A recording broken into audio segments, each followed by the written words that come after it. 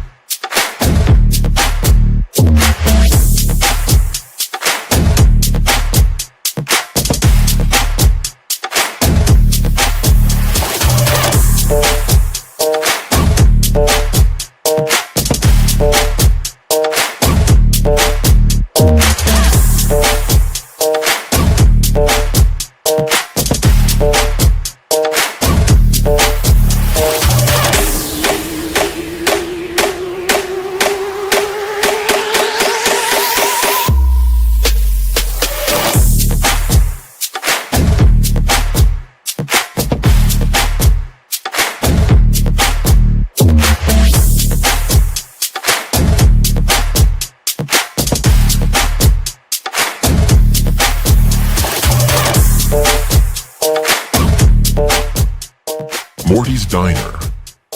Why give your money away to support a lifestyle? Give it to someone that needs it, appreciates it, and respects it.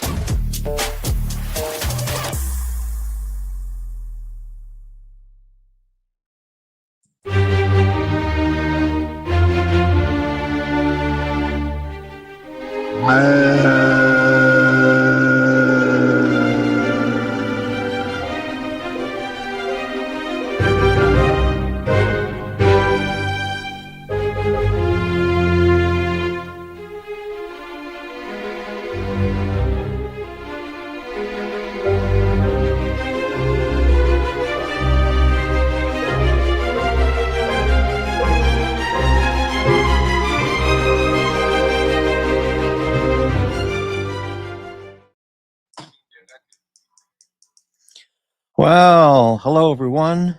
It's Monday afternoon. Welcome to Morty's Diner. Yeah, okay. What a morning. What a day. What a yesterday. Holy cow. Anyway, here we are. And hey, Mikey Casio, why do naughty, nasty, Morty, rebel stream Marcello? Well, a Webble stream. Well, first, when I set my show up at 11:30 or 11:40 to come on at 12:05, there was nobody streaming because I looked. Okay. What happened from when I set up the show at 11:40 to now at 12:10, 12:05? I can't account for anything that goes on out there. So my actions were totally above reproach. And as you know who says, I wasn't malicious. That's I can't account for somebody else starting up a stream once I post my show thumbnail. It's a Webble stream. Will we? Webble. All right. Hello, Rufus. How are you? Yeah. So I hope that answers your question, Mikey. You just stopped by to stir up the pot a little bit.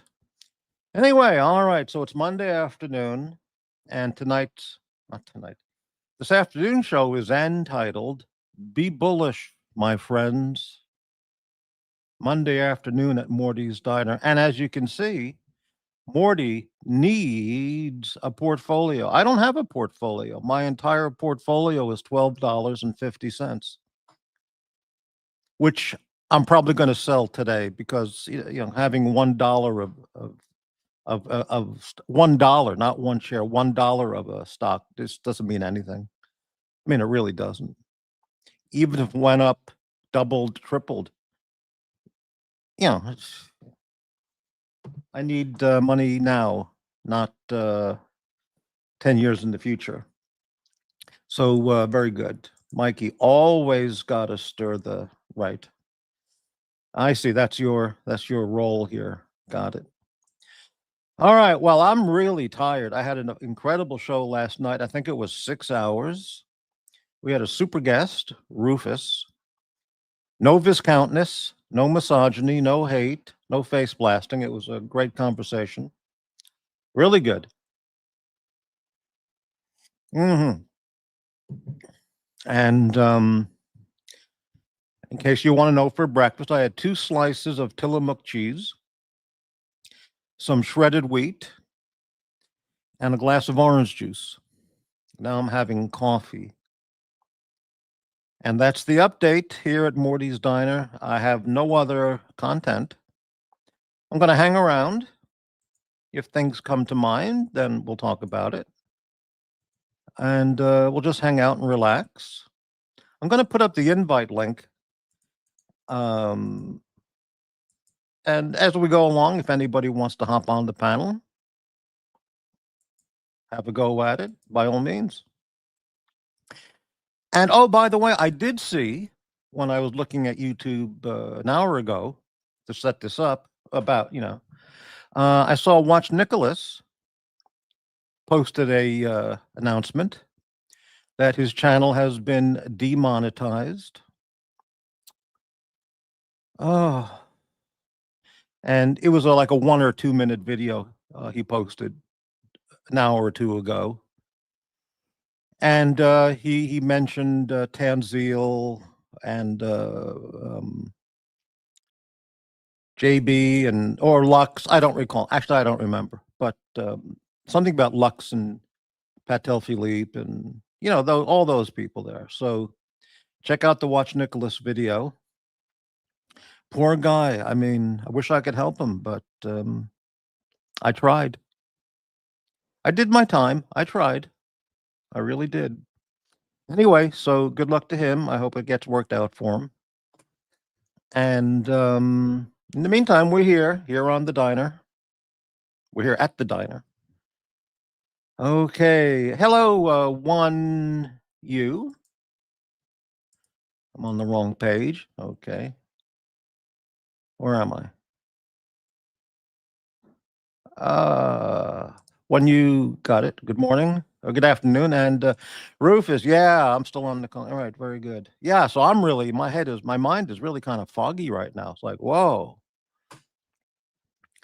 I went to bed last night, but I didn't take my usual benzo overdose.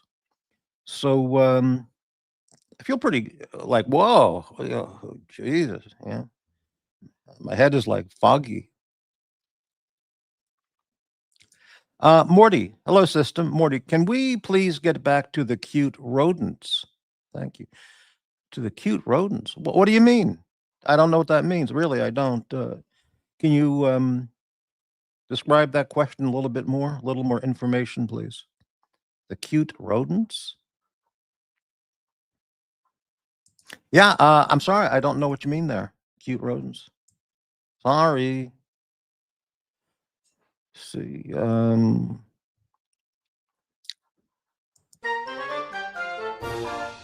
we don't want circus music. I'm not an. I can't. I can't do that. My head is not there yet. What's this?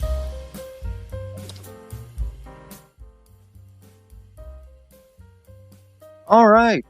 Your field mice or legend. Oh, the gerbils and the mice and all that stuff.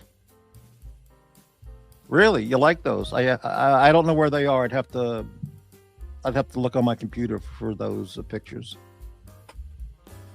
Rufus, do you mean Dox's prey? Right. Yeah, he doesn't like the rodent animal. Well, let me rephrase that. I guess he doesn't mind rodent animals as long as they're not digging holes in his backyard. I'm sure overall he has nothing. He has no ill will towards rodents. I'm sure he would say let them live their life and be happy and productive. I just think he just doesn't want them in his backyard. Squirrels, gophers, voles, nutria, beavers, and so on. Yeah, well, I'm sure it's another beautiful day there in Florida in the villages. Beautiful sunrise. Warm, nice. Probably in Central Florida, the weather's probably getting comfortable. Not that hot and humid. But I remember that I went to Orlando once. This would have been in the 80s, late 70s or early 80s. It was so hot and humid. I just couldn't believe how people could live there. Oh, man. But I think Houston and the Gulf Coast area of Texas, I think Houston might even be worse than Orlando or South Florida with the humidity. Houston was just unbelievable because it was just unbelievable. Heat and humidity. It was probably worse. Yeah. System. Can you believe Doc's divorced banned Morty for the 18th time? Well, I think I've been banned there before, or he asked me to leave. I remember that when I did the heavy sigh. Listen, it's his channel. He's the king of his castle. He can do what he likes. But he's banned many people, you know. Most notably our friend Dodger because he wore a funny hat. But it's okay. Bolero music, please. Wow, okay. I don't have any Bolero music standing by. I mean, ready to go, but okay. I don't hear any music. Oh, there it is. Okay. All right. Little Dave, good afternoon. Yeah, I won't say that phrase because that's the other guy's prison talk. So I'm not going to say that. Rufus, we have a lot of turkey vultures in Florida. Really? Those are really big birds, turkey vultures. You know, vultures are, they have a place, you know, and they're part of nature. You know, they were created by the same universe that created undesirable life forms in humanoid imagery.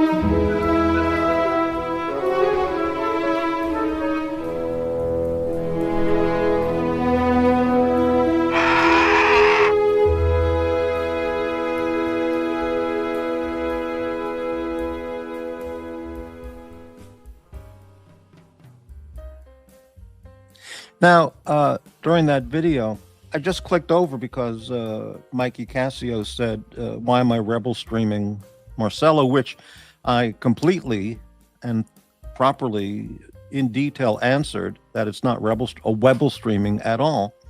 I just looked on my phone over at the Marcelo channel and look who posted a comment a little while ago, Mikey Cassio. He said, why does Morty rebel stream the bird brains? So he's spreading the manure on my channel and his channel, because if anything, Mikey Cassio, one could make the point that Marcelo saw my thumbnail and decided to rebel stream me. Okay, but it doesn't matter. There's room for all. Let me see what. JB gave Marcelo a 23.99 euro super chat. Wow, that's big. Holy cow. Okay. And what else is going on over there? JB is active in the chat. Okay. And wow, JB, another super chat from Marcelo, 11.99 euros. Wow, unbelievable. GD, 100 pesos for Marcelo. He's doing great. He only kicked off the show, and he's rolling in the super chats. He needs another Rolex. Can't blame people for super chatting Marcelo.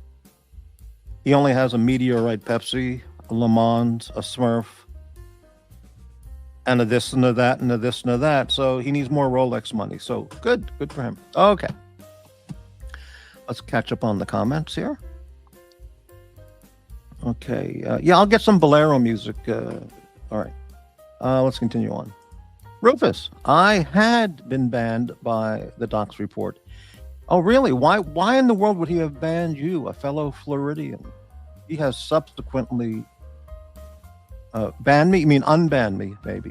Or oh, you had been banned and you're now banned again, or he later on unbanned you?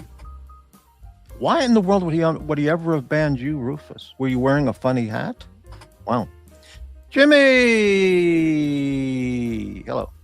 Good afternoon, Morty. Speaking of portfolios, was watching a podcast today and they commented on Pelosi and her stocks. She's achieved a 16,930% return over her 38-year term. It's unbelievable. Well, no, it's, I know Rufus is going to love this. Well, no, Democrat or Republican. It's just Washington, D.C. corruption. You know. So she's a scoundrel. She's sinister, evil, incompetent, deranged, vicious, fake as shit, and a criminal. And she deserves to be in Leavenworth for countless specifications. But now she would say, well, I don't have that money. My husband has been successful in his investing. Right. So when she came home from work, she told her husband, honey, when you're not seeing your boyfriend in the boxer shorts, go ahead and pay. I think you should buy $100,000 of blank blank stock. Okay. And he said, got it, honey. Yeah. Unbelievable.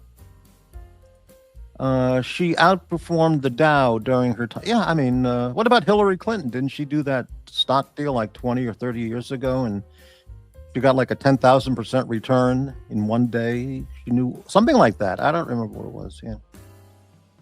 Jimmy, she should be locked up for insider trading. Well, they all should be. I mean, it's absolutely true. And that goes for Democrat or Republican. Right. It's hard, almost impossible to prove in a court. Well, the fact is there are so many charges that can be leveled at Pelosi, including treason, that there's no shortage of, legal talent to write that. I could write that up and give it to the president of Congress. I mean, no problem. Well, anyway, I've got other things to do, though. I've got my YouTube channel to run. I've stopped writing those. Well, I won't get into that. Okay. Yes. P. Cars, good afternoon. How are you, my portfolio friend? Incroyable. Yes. You ever see the video of Nancy Pelosi a few years ago? She was showing her home. I mean, her refrigerator, her fans, I forgot the brand name. It's a top elite brand name refrigerator freezer. I know AD Never Calling knows that brand. He was talking about it one time when the topic was refrigerator freezers. She showed the inside of her refrigerator freezer, and the freezer part was filled with, 16-ounce ice creams from some high-level San Francisco ice cream shop, $20 a pint. She had like 10 of them in the freezer. And she was giggling and guffawing, about her, you have to have ice cream and it has to be good. Incredible. And of course, you remember when COVID first broke out, and she was she did a press conference from Chinatown saying, everybody, everything's fine. There's no problem. Come to Chinatown. Come, spend money, have dinner, have lunch, do shopping. Come to Chinatown. It's wonderful here. Don't worry about this COVID. It's nothing. And the health secretary of New York City was doing the same thing. Both fellow deranged. You know what I'm saying. Okay. Rufus, yes, he unbanned me. Right, I see. My iPad likes to. Right, got it. Okay. So you were banned, but then he unbanned you. What did he ban you for the first time, Rufus? What could he possibly have banned Rufus for? Wow. Maybe Rufus was wearing his professional chef's hat, like the Chef Boyardee hat. And he said, we don't do funny hats here, and he banned you. Bart, Nancy Pelosi and Martha Stewart did the same thing. Martha went to prison. Well, Gamper's podcast was just ripping off a story from the New York Post this weekend on Nancy. Right, Rufus, if you don't believe that Trump has dabbled in insider trading, you're either naive or emotionally attached to the right. Well, let me say this. Okay. I'm saying if Trump, and I'm just speaking as a generality, if Trump ever did dabble in insider trading, he wasn't doing it as a member of Congress or Speaker of the House, which kicks it up to a whole different stratospheric level of crime. Okay. Has he ever been involved in insider trading? I've never seen any reports about that at all. Has he done, as a New York City billionaire businessman, unscrupulous or sketchy business deals? No doubt. Show me a businessman who hasn't.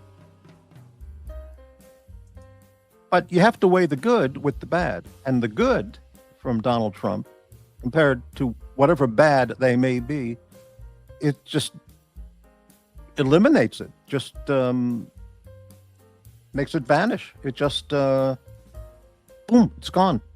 Because he's produced so much good for the people of this country in countless ways. Whereas Pelosi, nothing. Okay, let's continue on. PCARS, I downloaded Dub app copy, trade, platform, Pelosi still number one. Dub app, don't know. Okay. Good afternoon, Aussie Expat. There's nothing to prove. Congress are line item exempt from such fraud. How about that? During the government shutdown, members of Congress were still getting their paychecks. How about that?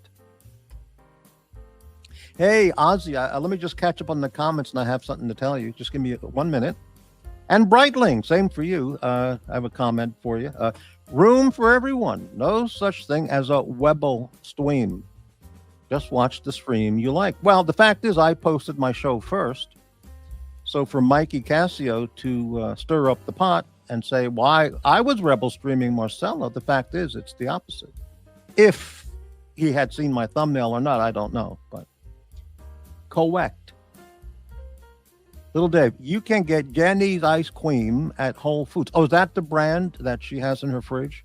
I've seen that in the upscale supermarkets here. I've never bought it.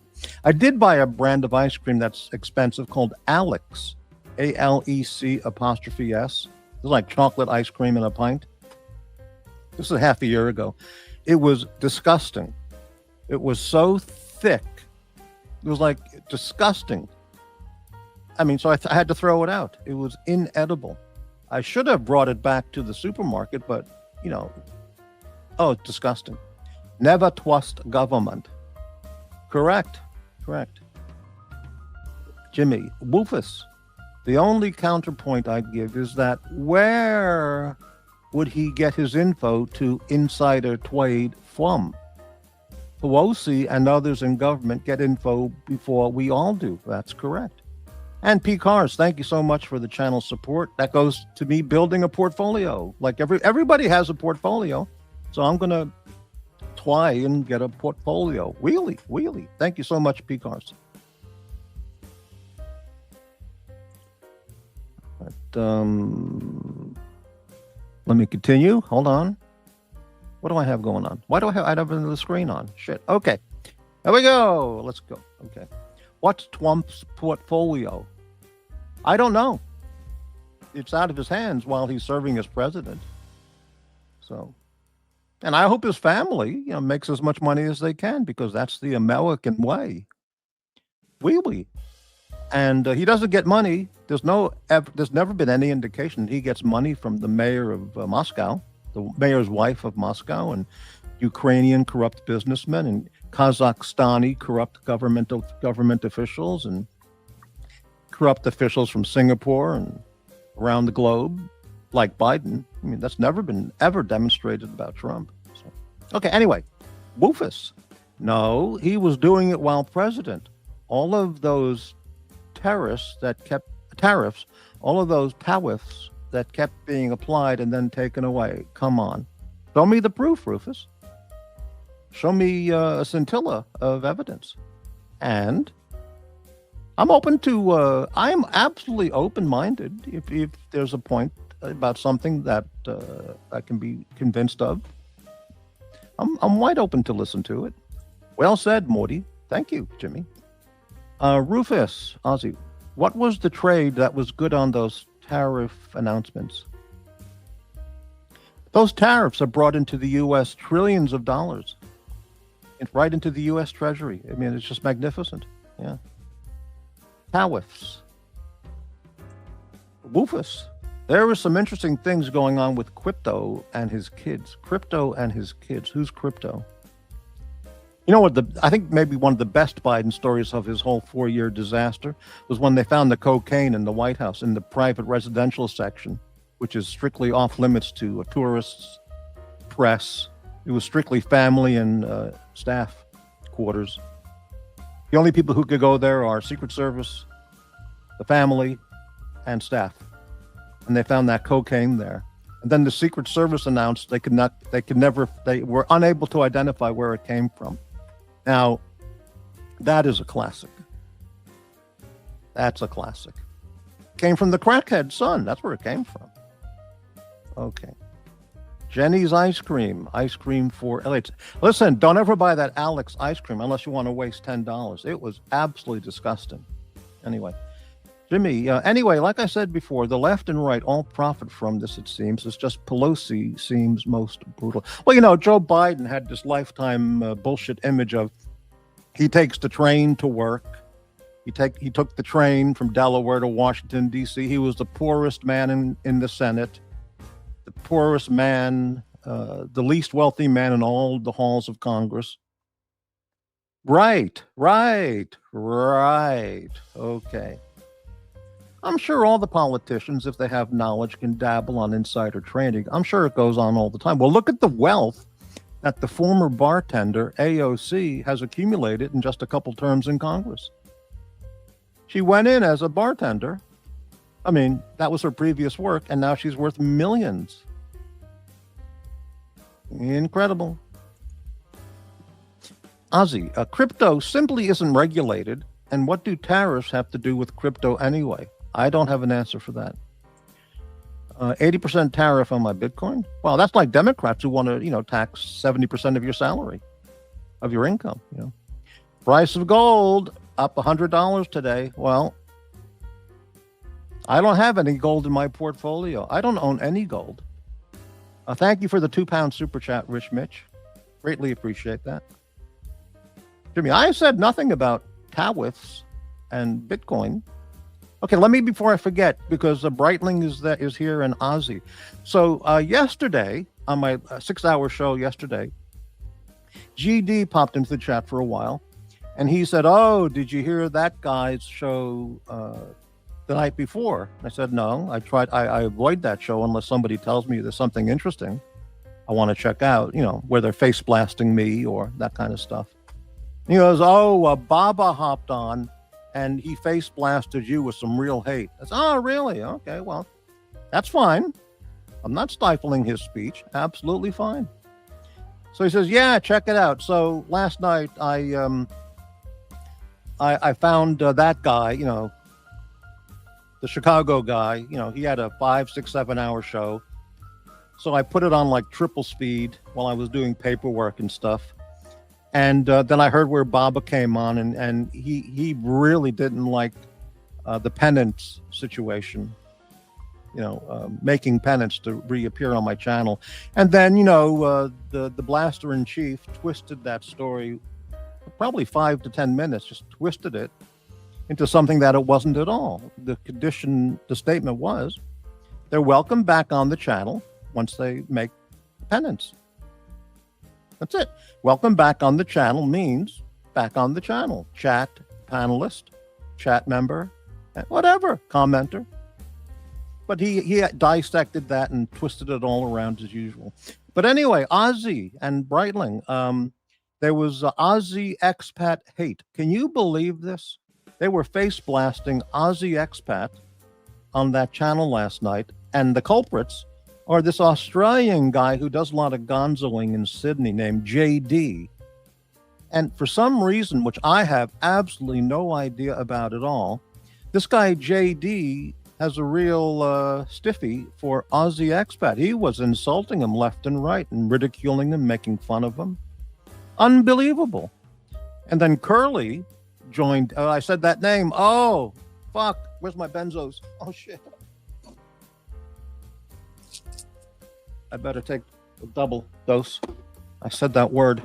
Then that guy went on and joined in the Aussie Expat face blasting, insulting, ridiculing.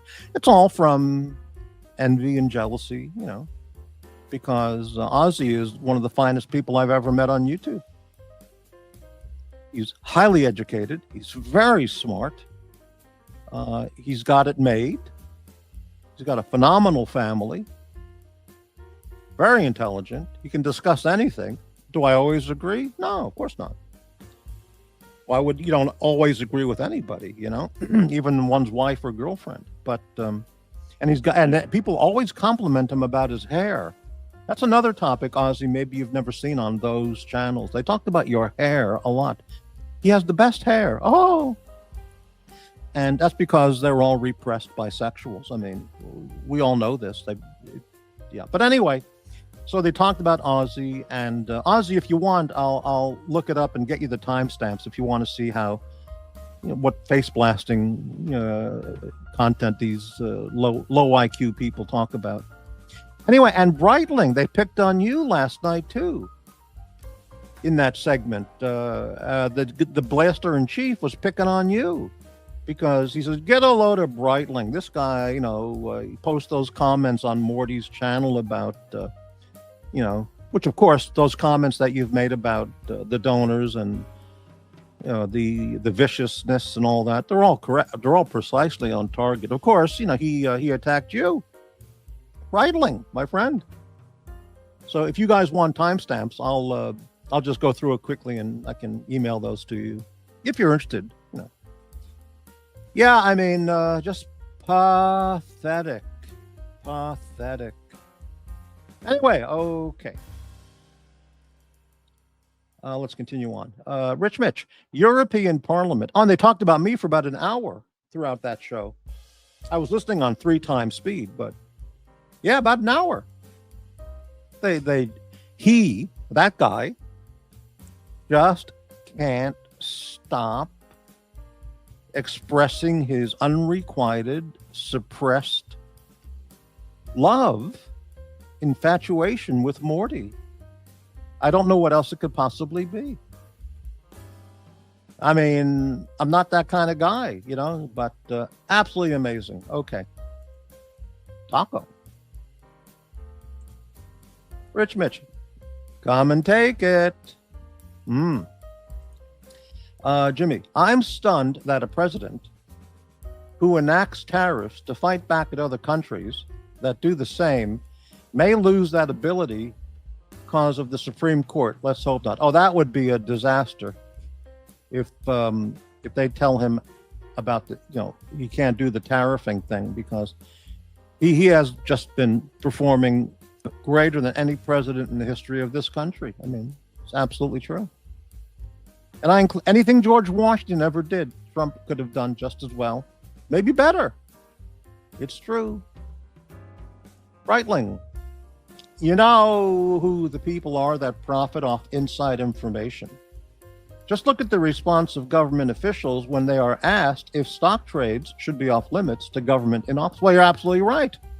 In fact, there's a interview, on the street in front of the Capitol building, kind of quick interview with a reporter catching up to Nancy Pelosi, and says, what do you think about, shouldn't members of Congress be exempt from insider trading? Because I'm not going to talk about that now. There's other things to talk about, like Trump. Yeah, that's the wrap-up smear technique that she talked about. Anyway, okay. Max, hello, Max. Max pardoned. CZ funds are safe. What does that mean? CZ firearms? What are you talking about? Rich, I bet AOC is an incredible ride. Well, as the French say, achat con son goût. Breitling, most government officials claim blind trust for their portfolios, but don't be fooled. None of them are exactly hands-off. Conversations happen, especially in the halls of Congress and the bathrooms, known for their members who have a wide stance. Conversations happen. People are talking. It's like at the Dreamtime Cafe with Babu Bhatt. People are talking. People play golf together. That's right. That's absolutely correct. Blaster in chief. Well, you're right. Well, he's also the self-faced blaster in chief. He just blasts all over the place. Exactly. Right. A lot of it is jealousy. I can see why petty-minded failures of a human being would be jealous and envious of a guy like Aussie. Handsome, tall, great hair, great family, stunning wife, elegant taste, wealthy, world traveler, highly intelligent. I don't know if he went to I don't know if he's Melbourne University stock, but I'm sure he could have gone there. Or MIT, I'm sure, And practical. He doesn't drive a $100,000 Lexus. He has a Dodge minivan or something like that. He watches his money. He builds his own watch boxes. He doesn't spend $10,000 on a Goyard watch box. He builds his own from supplies he gets from Home Depot. This is admirable stuff. Okay. He knows his firearms, his knives, watches. I never asked him if he's a Mont Blanc pen collector. Don't know about that, but anyway, okay. Jimmy, Mort, you should trademark face blasting and start some merch on that. Wow. They're the face blasters. Well, it's absolutely true.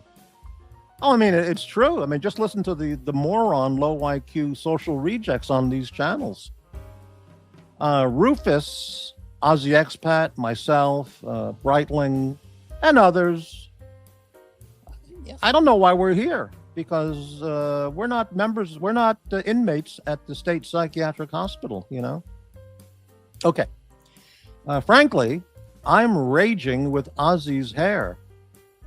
See, here you go. Aussie, you got another jealous hair admirer. Frankly, I'm raging with Aussie's hair. Mine fell out at 19. Well, Rufus, Aussie, have you cut your hair? Well, more hair talk. Okay. Okay, yeah, I'll get that for you, Aussie. And Breitling too. Yeah. I'm sure I can find it quickly. Okay. Gampers. Yeah, paperwork. I've got lots of stuff to do. Breitling, a second grade mentality for attempting to offend me is only laughable. Well, no, they're third grade dropouts, I think, not second grade. But it's okay. Aussie, Rufus, haven't had a trim for 3 months, maybe. Okay. Are you really Jason Statham? I think it was all in good fun. I would not take any of that personally. Well, they're not blasting you in the face, Rufus, day after day after day. after about a few months of that, you might change your thinking. Look out for my latest film, The Rheumatist. Huh? Okay. We got hair talk. Yeah, my hair doesn't grow like it used to. It was 6 hours of face blasting. Maybe he did a 7-hour show. I did 6 hours. He did a 7-hour show. It would have been the night before last. And I would never have looked at it, but GD said, take a look.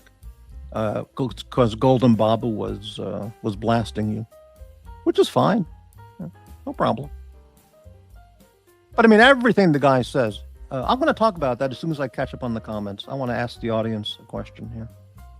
That guy has a thing for older men who live stream, face blast related. Well, there's no question about it. I mean, it's just obvious, Dave, Justice Thomas will side with Trump. I never thought I'd say this, but thank God for Justice Thomas. I didn't like him in the beginning because I absolutely believed when he was giving testimony to be appointed, testifying before Congress to be appointed or not to be a justice. When that story came out about Anita Hill, the Oklahoma law professor, who said he was sexually intimidating her and stuff, I believed that story.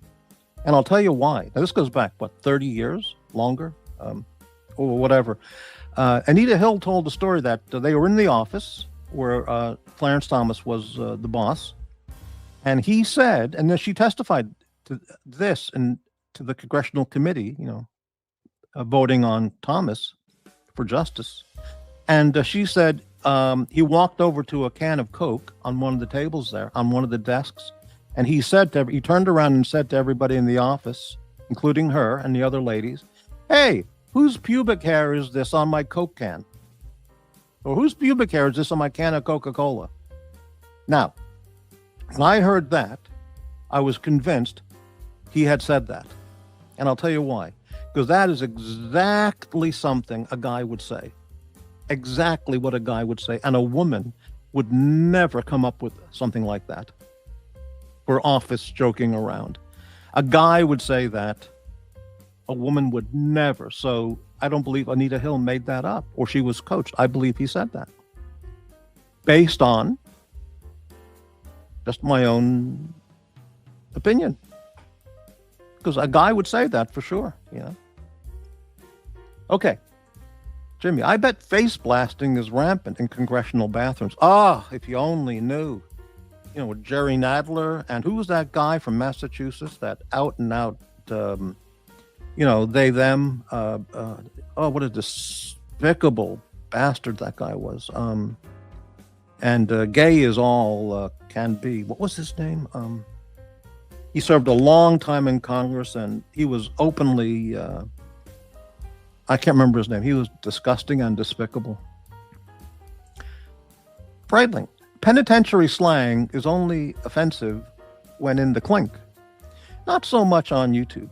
However, a show on prison slang might be helpful to at least be able to decipher some of those others. I got a show prepared on that, Breitling. Someone mentioned that, maybe you, within the last week, and I put together a show, maybe the next show. Okay. Rufus, I'm learning things here about our friend Aussie Expat. Sounds like a Renaissance man. Well, I don't know about a Renaissance man. There are other people who, on these channels, who consider themselves a polymath, like TGV, the Urban Gentry. I distinctly remember years and years ago, he said he was a polymath. So he considers himself a polymath like Thomas Jefferson, Leonardo da Vinci.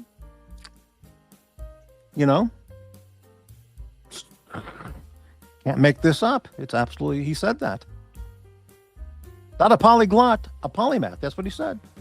I can imagine TGV having coffee with Da Vinci and Thomas Jefferson. And Isaac Newton. Just amazing. A trademark on the blasting would indeed be good. Well, I'll look into that. Okay. My good friend from law school is a IP lawyer, so I'll ask him. Oh, I shouldn't have said that. Oh, fuck. Well, Ozzy. Thank you. I do collect pens, but I'm a little more practical. I like solid metal barrels and bolt action deployment. Wow. And they happen to be made by Sig Sauer, which little people don't really know about. My pen of choice is Pilot, made in Japan. It's called the G2. You can buy them in any office supply store or even supermarkets or Amazon. I buy them in blue, black, and red. Sometimes I buy a multicolored 10-pack, but I don't use all those colors, Anyway, I buy two sizes of the tip, the nib, whatever it's called, 07 and 10. The 10 is a little bit more medium point, and the 7 is a finer point. They actually make an extra fine point for, I don't use that. My 7 and 10 are my everyday pens. And I buy a box of 10, and they're fantastic, extremely comfortable. The ink writes beautifully. I write my signature. It looks just like Donald Trump's signature. Yeah, it's great. Okay. System. I can't wait for Merriam-Webster to add viscountness and see Morty's Diner cited as the first known use. No, viscountness came from the Master Blaster guy. Last night he said he was talking about something not being relevant. So I had to get my dictionary out and look up relevant.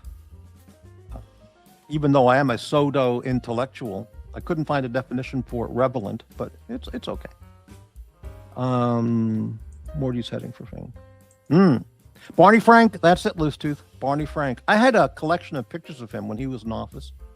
There was one picture he was checking into a hotel somewhere, and he had his belt.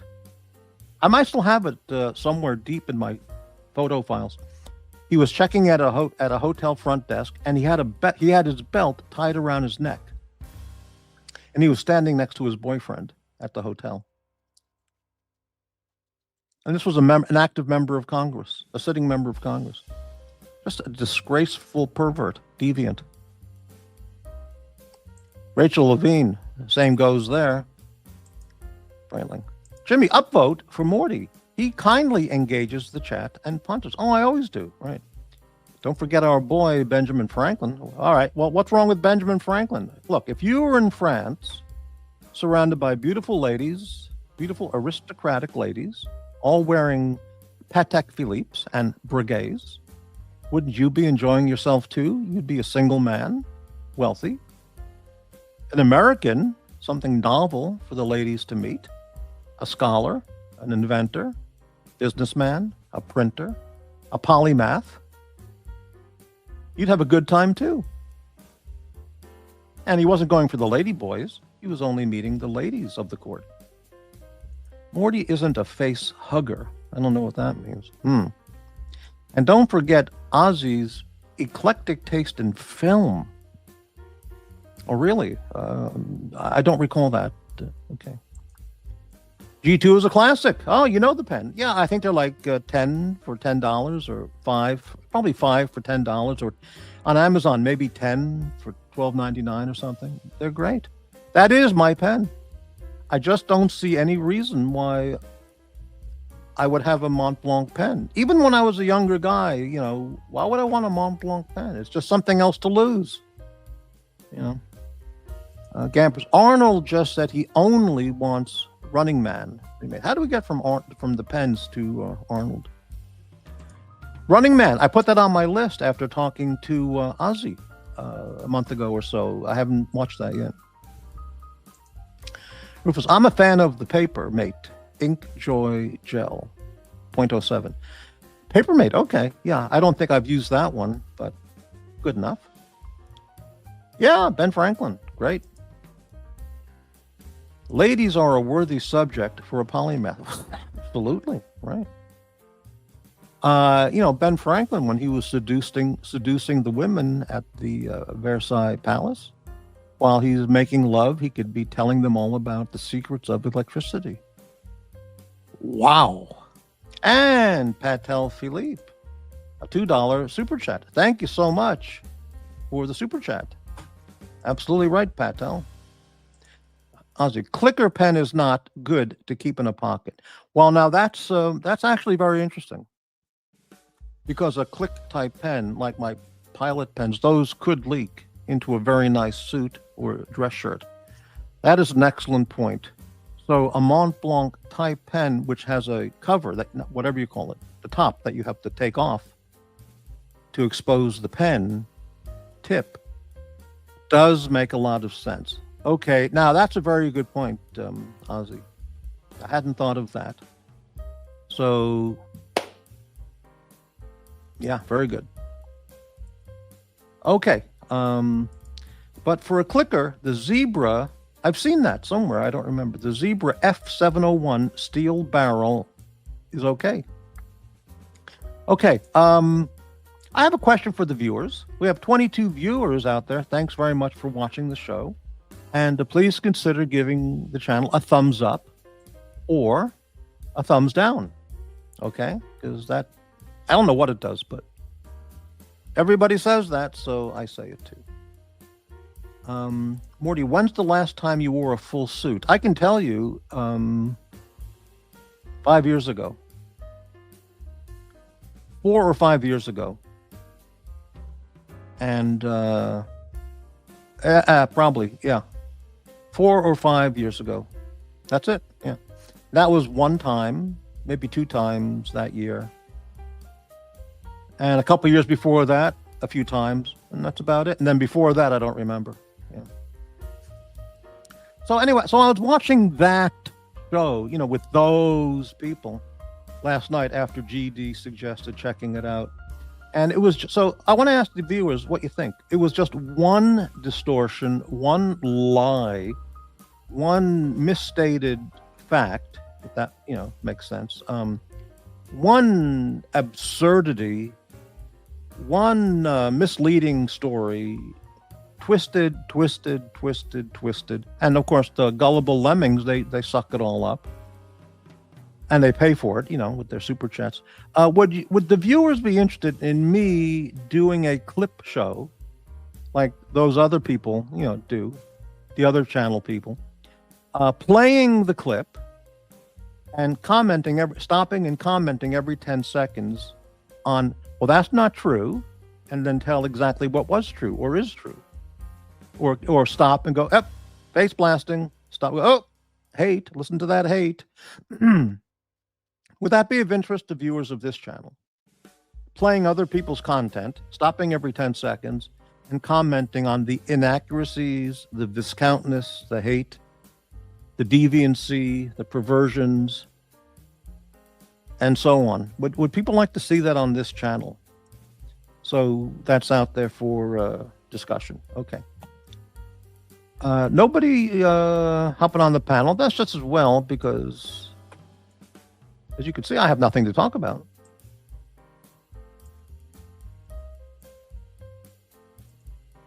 There's the link again.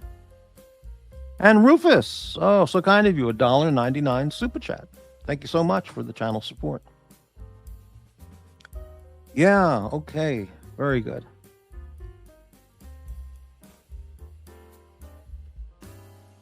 So, yeah, because it was just, you know, for the time I listened, just one inaccuracy, one misstatement, one devious lie, one lie that they don't even know it's a lie because they just can't stop lying, making stuff up.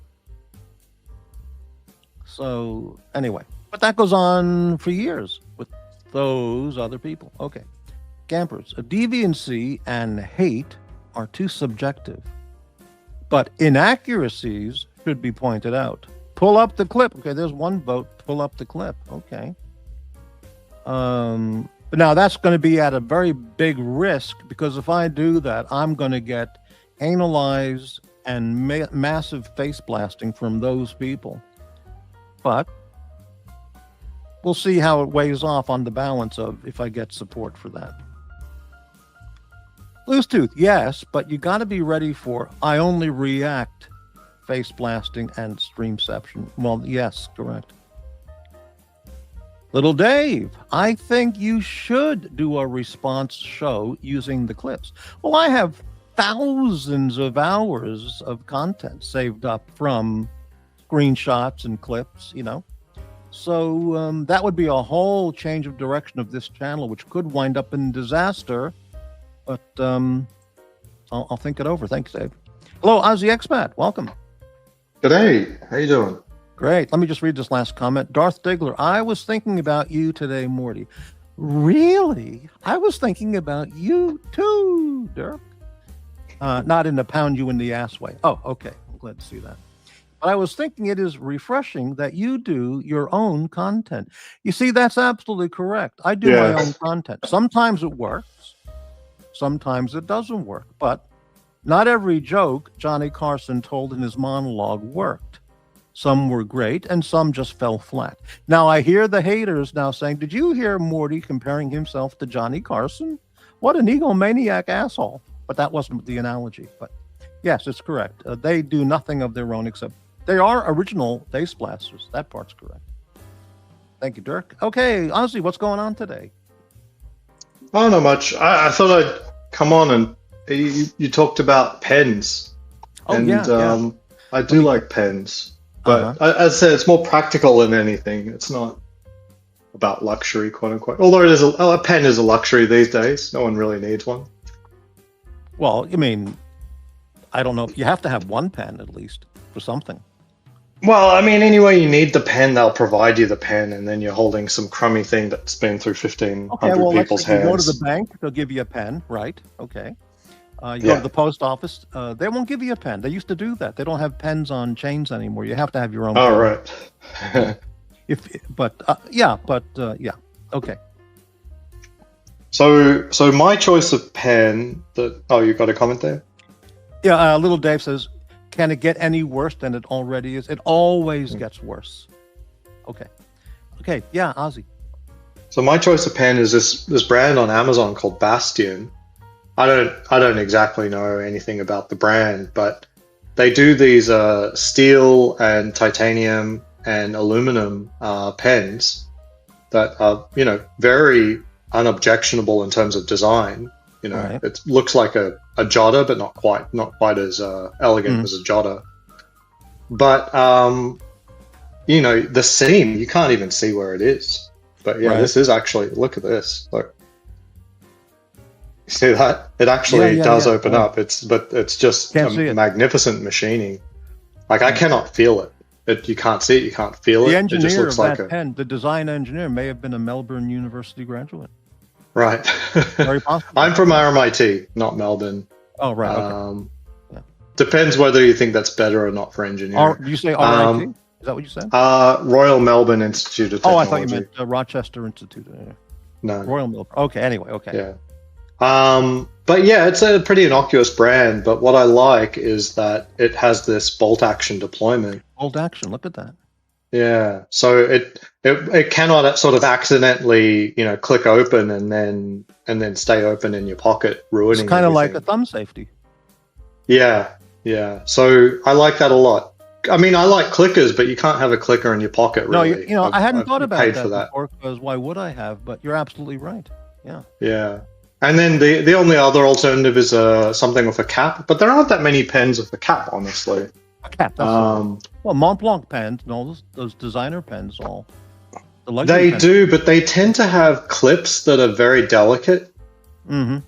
So if you put it in, say, your trouser pocket, and you want the clip out, it sort of doesn't really stand. Now, who would put a luxury pen in a trouser pocket? Well, I mean, that's where I put it. I mean, really, it's sort of like Rolex, that's why I like Rolex. I don't have to wear it the way people think you have to wear a luxury watch. You know what I mean? So it's more a case of, is that a Monte Grappa in your pocket, or are you just excited to see me? Right. So I for my 40th birthday, I wanted to replace my knife, my pen, and my wallet. My carry stuff, right. And I wanted like the Grail, things of those. I looked very carefully at Mont Blanc, but they didn't have anything that I would be confident would survive my lifestyle. So I'm not gonna do that. What is that pen you're holding with the interesting pattern? So this was gifted to me. I think it's a nice pen. I don't even know what it is. It's an unusual design. Yeah, it's pretty. But I've never used it. It's a fountain pen. I would never use that. You don't know the But brand? it is pretty. Really? Uh-huh. No, Acme, ACME. Acme. Wow. Okay. I'm not. I think I looked it up before, and they seem to be some sort of independent maker Right. of pens, and they're in the few $100 range sort of thing. Right. But I mean, this one in particular, you're not going to be able to get. Like they Yeah. make different ones at different times. And so yeah, I like these Bastion ones. Now initially they didn't have one that I truly liked. They came out with one that was quite thick, and it's honestly too heavy, and not that nice to hold.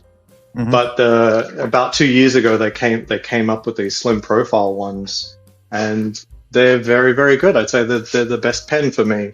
And the refill is that just a comfortable? Parker. Is that comfortable to hold? Yeah, it is. They used the ones that they used to have before were about like 50% thicker, and so they looked, impressive, but they were not nice to hold. And in steel, they were too heavy, just way too heavy. So I gravitated towards a titanium version of that for a few years, but titanium really doesn't look good after you put a bunch of scratches on it. It scratches very differently to steel. So this is steel, and it's heavily scratched all over, and honestly, it just looks better and better. But titanium, for some reason, looks worse and worse and worse the more scratched up it gets. And then just whenever I'm wearing the pink watch, I like to have the pink pen. So that's just an anodized pink version. So you of the same. coordinate the pink watch, the pink Breitling with the pink pen. Yeah, the Tudor. You wear a pink flower in your jacket pocket, in your lapel? I don't have such a jacket like that, but Or a pink feather in your hat? Or anything? Yeah. Okay. But the aluminum is not made to that same. Well, after anodizing anyway, you can see You can see the seam seam. there. Yeah. But it's okay. It's just a bit of fun. It's not it's just fun whenever I've got the pink one out. So I really only gravitate between these two. The steel slimline and the pink one. I do have a few other pens, but Yeah. I do have a I don't couple use other them. pens. I mean, I have from the Trump website, from the first election, I bought it's a pack of 2 marker pens, and with they're black with his name on it. Those are great, and a couple markers, and I think I have a pen from the Hilton, Marriott, and Chase Bank that quote I forgot to give back, that kind of stuff. But yeah, I mainly have the Pilot G2s. That's my go-to pen. Yeah, the G2 is a classic. My understanding is that's a staple of anyone in the legal field who obviously use pens a lot. Yes, I can verify that. I also have. I've also bought. It's another Japanese brand that you can buy in any office store as well. Not Pilot, Pentel. Is that it? Or yeah. I think Pentel is a pen brand I've seen. I guess I've run out of ink on all those and thrown them out. I've used those a lot too. Those are very nice as well. Yeah. So I do have the rest of my pen collection, and most of these are things not to buy. Yeah, Ultimately. Boris. Yeah, Boris. Wait. You mean I don't need a $3,000 silver pen? No, you don't. But you should consider sending that $3,000 here so I can begin my portfolio. Thank you for thinking about that. Thank you. I think the nicest pen that I've actually used is this, which I got for free from my AD. It's a Carl F. Bucherer pen. I have no idea if it's not nice or not, or otherwise, but I think it's very nice. Looks very nice. Have you used it in your work there? No, but it uses a twist style deployment, which really isn't as bad as a clicker. So yes, I agree. That's quite good. It's a very handsome pen. Yeah. Yeah, I think this is not just so you can see that's actually engraved. That Carl F. Bucherer. Patel Philippe would pay you for that pen. That's. I think maybe I should wear this when I'm wearing my gold Daytona. I haven't had any reason to pull it out because like the gold, it sort of clashes with anything that I'm wearing. Except now I actually have a gold piece. Yeah. Wouldn't be the worst thing. Hey, you've been to London, Aussie? I used to live in London. Okay. Have you ever been to Harrods? No, I was poor You never when I you poor man, not rich man. yeah, You never never shopped popped at into Harrods. Harrods just to check it out or look at the Harrods Bear collection or anything? Not even once. I mean, Harrods is also on the West End. I worked in the city, so I see. Okay. I was on the other side of town. All right. Dirk Diggler. I'm more of a pencil guy. My choice of pencil as a woodworker is the Pental Graph Gear 1000. I used the 0.9 lead. Oh, that sounds Wow. interesting. Very interesting. Interesting. Very good. Oh yeah, so this is the original Bastion. So you can see it's quite thick. Yeah. And it's too heavy. Although this is the titanium one. In steel, it's very, very heavy. Like, Yeah. if I accidentally dropped this on my watch, it would put a dent in it. Yeah, that could be used as a tactical pen for breaking open car windows and stabbing people in the forehead with. Yeah. Maybe. So these are just gone now. Like, there's no reason to carry these when you can buy the slim version. There's just Right. there's no point in buying these. Right. Wow. This is the one that I miss the most. So What do you mean? this is a you have it? yeah What do you yeah. mean? So this is a Sharpie pen. This one here. This is what you can get on the market, and it's all plastic. This is just silver painted plastic, but it's a Sharpie pen with a cap and a clip. So you can have a fine point Sharpie, which is good enough for signing anything or doing any paperwork, but it will also act as a Sharpie when you need a Sharpie. You know, you Really, want to I write have a on something. Sharpie. It's like $5, $3. It's a black marker. It says Super Sharpie. I use that for autographs when I Yeah, go out. that makes people- sense. Yeah. And So yeah. it's very practical, but what I don't like is that it's plastic. So they did have a metal Sharpie, and this was fantastic. And I never knew Sharpie made those pens. yeah, and so they did, and this was very useful every weekend for me because I would be on the shooting range and stuff like that, and we would like mark targets or do a little bit of paperwork or something like that. It was all this would be the what I would carry every single weekend because you would need a Sharpie and not a regular pen because you might be marking something that wasn't designed to be written on, like targets and stuff like that. So this was very, very useful. Right. But the clip finally broke off, and obviously it would eventually run out. But they don't make these anymore. It's a real shame. Well, I never thought of that, but putting a Sharpie marker, just a basic, marker, in your gear bag, in your range bag, makes a lot of sense. Yeah, I always have a Sharpie on me for sure. Yeah. Gamper says, Aussie, these are the squales of pens. Step it up, man. I think you're right, Gampers. But yeah, we'll get through the rest of the squales, and then I'm happy to be advised following that. So I really wish that. So I think there might be one trade-off. I think there might be a Parker refill that is a permanent ink. That may be a potential, and put it in one of these. That may be a potential sort of bridge to make that work. The other one that I think is not really, how do I say, maybe underrated, is the Fisher Space Pen. That was on Seinfeld. Yeah. So they are very nice in terms of like that'll fit in any pocket. Right. They have a pretty decent clip. I suggest going stainless steel instead of this black. The clip for some reason just keeps coming off. Can you get a proper grip on that because it's kind of small? So that's the beautiful part. Is that check this out? It's one you can put in pocket. It's not a clicker. You take it out and you put it in, and then it has the profile of the classic Parker Jotter. Look at that. And the ink isn't that bad. It's not fantastic because it's using those pressurized inks for space. But this is quite nice. You know what I mean? You're making no sacrifices with this pen, really. I mean, in terms of how that feels. I mean, this is the classic Parker Jotter design. It doesn't get much better than that. You get a clip, you get stainless steel barrel. And your everyday writing, what color ink is your go-to choice? Or do you have multiple colors for different things? Blue. Light blue or a darker, richer blue? I'm colorblind. Doesn't matter. There you go. Okay. Right. So this is my oldest pen, the Parker Jotter. I bought this probably in my third year of work, right, in London, and it was as I was going into sales. So I started off just doing on-site engineering, and then I was told I was going to go into sales position, managerial position, and so I said, to be closing, I need a good pen. right.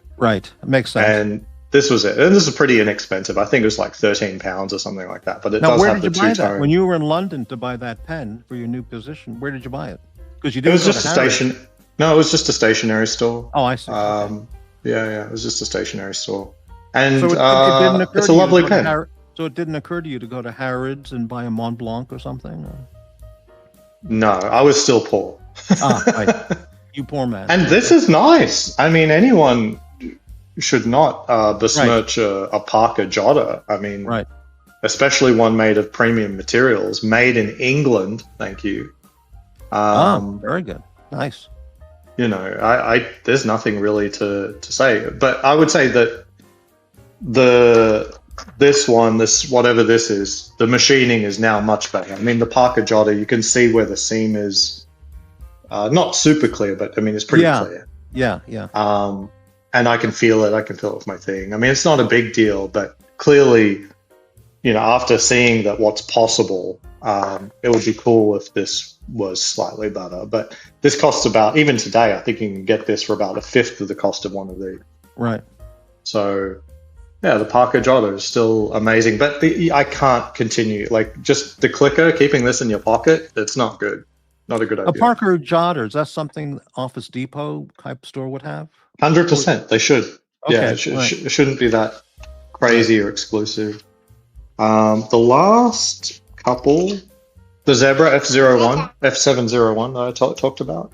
Okay. Oh, check this out. My daughter drew something while at the gym today.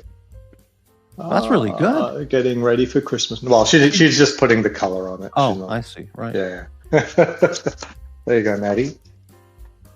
So the F701, I think this is $7 on Amazon, all stainless steel construction. What pen did your daughter use, by the way? Whatever was at the gym. Oh, okay. Right. Okay. Yeah. Just the childcare at the gym. Right. So F701, if anyone's looking for a quality pen, that's a clicker, unfortunately, but it is what it is. And how does that feel when you're writing? How does that feel compared to just your, $2 Pilot? What's it called? G7? A G2? Yeah. I like this a lot. This is close to the best for me, in my opinion, because it's got this sort of stainless steel barrel. It's flat profile. Right. The nib is very visible. Like, it's not shrouded or anything like that, so it's very visible where you're putting it. And the knurling is it's like an X-Acto knife. Mm-hmm. You know what I mean? So this is probably the best writing of all of them, or the Jotter. Jotter might be a little bit. The Jotter's good because it's got the contours, but is Zebra a Japan brand? I think it is, but I don't know where it's made. Yeah, I wish I knew. Have to look on the package or something. Yeah.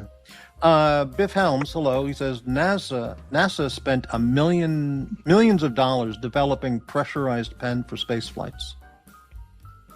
Yeah, I tried to look into that a little bit, and I'm not exactly sure. Yeah, I think it's probably correct. I have tried to write upside down with other pens, and it's not actually possible. Right. But there's this old adage, the Russians, they're always good at problem solving, right? Like, you always hear these stories. While the NASA developed millions of dollars for this, the Russians just use a pencil. Brilliant. Brilliant. Right. And it would surprise me if the Americans don't just use a pencil as well, actually, when it comes to it, the kinds of things they're doing. Right. Well, the thing is, though, that would have worked, of course, but since they can get the money, they might as well say, hey, let's invent a new pen, and they're going to give us a $20 million budget for a new pen. So yeah.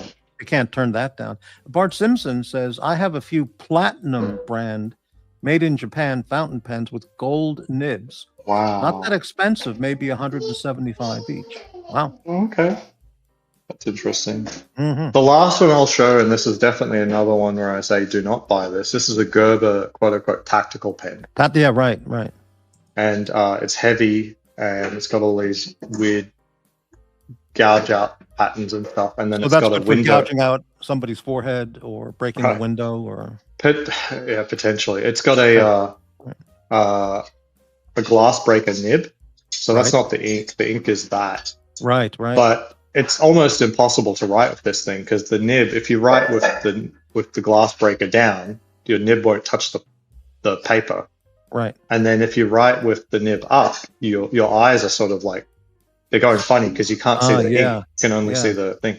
So it's a horrible writing experience. But people don't really, that's not really for writing in the office. That's for carrying. In case you need to break open your car window when you drive over the bridge and you're sinking, you can crack open your window and get out. Right. Stuff like that. Yeah. And then it's also a clicker. So I don't consider it very quote unquote tactical from the perspective, like it's not ideal for carrying in a pocket at all. Right. So, and then this is always deployed and it's actually quite sharp. Does it also have a pepper spray cartridge you can insert into that? No? Too bad. No. But yeah, so this will always try and cut a hole in your pocket. Even, so this is just not a good pen and it's expensive. This I wish I returned. Right. I wish I had returned it after I think. Go ahead. Would that have any value at all if you brought that to the gold and silver pawn shop downtown? No, this is just garbage. Garbage, right? It's just garbage. Yeah, there's nothing really redeeming about this thing. I don't even think it uses a good refill. Let me double check. Okay, it's using a Parker refill at least. Mm-hmm. So at least it's got that going for it.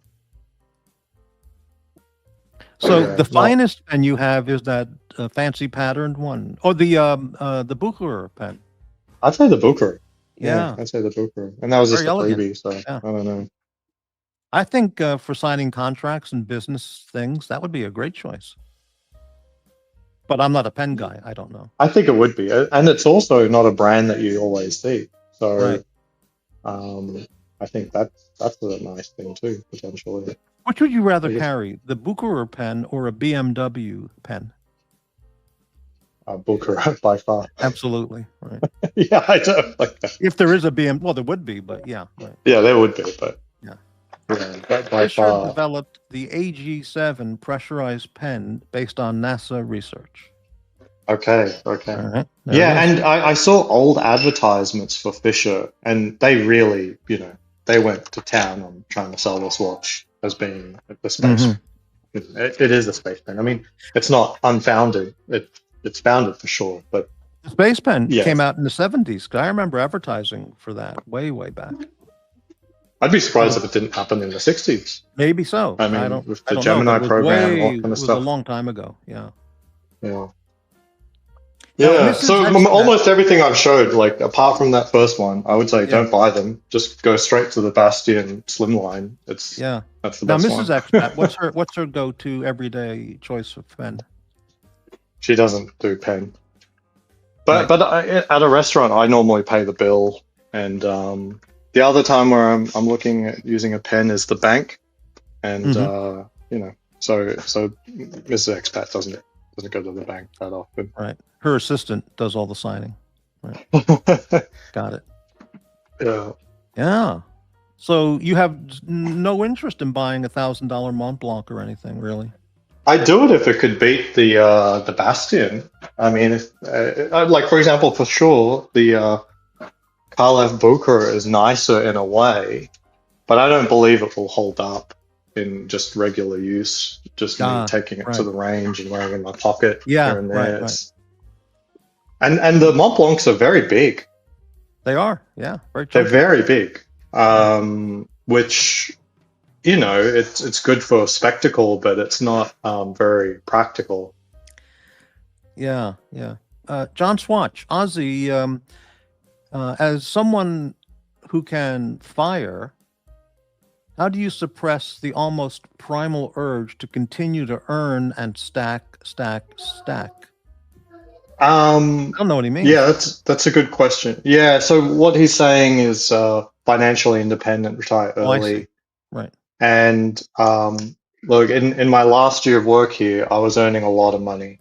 I wish I was in the position to just say numbers. Look, in a Right, private right. conversation, I would Yeah, share yeah. numbers. I don't think this kind of thing is a taboo. Right. But let right. me make up my number. So let's say I was earning 100,000 a year net, Mhm. and my lifestyle is only costing me 50,000 a year. Mhm. So already what I'm earning is not, how do I say, necessary for me to maintain my lifestyle. Mhm. So yeah, it's just going all into 50% is going into savings. And that's Right. roughly right. With the numbers that I was with as a tech lead at a big tech company, I was getting a lot, but I was saving about 50%, something like that. And when my wife was working, she was earning similar numbers, so it was like 70% of our money was going straight Right. into investments. Right. So I couldn't keep going. Like I tried to say, oh, okay, while we're financially independent, but I'm still earning, I'm allowed to open up the tap, and let lifestyle, just buy anything that I want. And yeah, I did, but it still was only 50%. Right. Right. Like, for example, Rolex watches. I'd love to buy everything that I wanted. Right. Do you think they give it to me? Right. I could ask for all of the watches that I could possibly desire. They won't sell it. What if you went to a different dealer? Let's say you went to New York City and you went to the Rolex boutique there on Fifth Avenue, and you Yeah. brought in your entire Rolex collection in the box. Okay. Yeah. And you said, hello, I'm from Las Vegas. You may know me as Mr. Expat. Mhm. And this is my Rolex collection. I'm a devoted lifetime accumulator of everything Rolex. I never Yeah. sell. I want to buy stuff today. What can I buy? Yeah. And then you show them who you are with your box. They don't care. They wouldn't It give a will shit. not. Yeah, it's not even going to register. I couldn't give a shit. Okay. No, because like anything that I'm talking about is so rare. Right. Like in the scheme of, from their perspective, like they'll get one a year or two a year or three or four a year. Yeah. And they're all heavily accounted for anyway. It does nothing for the business to say, oh, we can get this, really high-end collector in. I'm not painting myself as high-end collector or something, but Right. for sure I'm only after the extremely high-end rare pieces.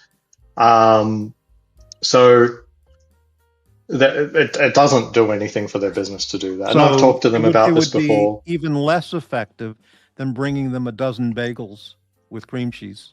Yeah, 100%. Yeah. Right. Look, right. the bread and butter of Rolex is 100% the attainable watches that the middle class or the person who's made his first $100,000 or the respect HELOC poseurs. Maybe. Yeah. But respectfully, Rolex is the middle class's entry level watch. Mm-hmm. Yeah, there's entry level luxury, but you can buy most of those at any time. Rolex is like like Longines. You can buy any Longines on the website anytime. Yeah. Yeah. Well, what I mean is like you don't have to wait for a milestone in your life. Right. You're buying a watch for the watch, while most people buy their first Rolex because they feel like they've made the first run.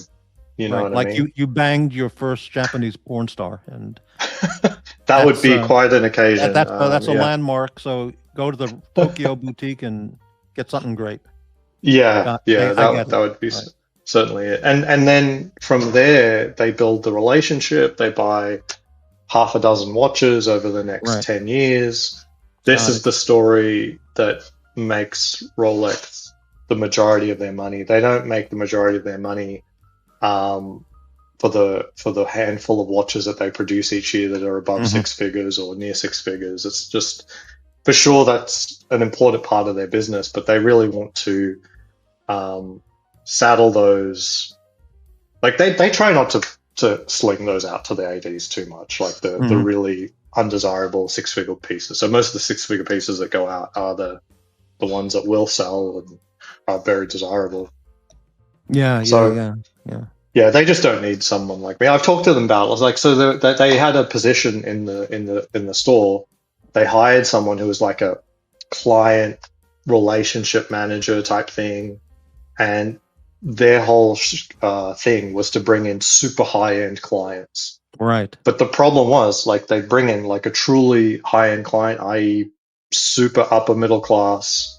I'm not going to say upper class. I don't even really believe that exists outside of people like Nancy Pelosi.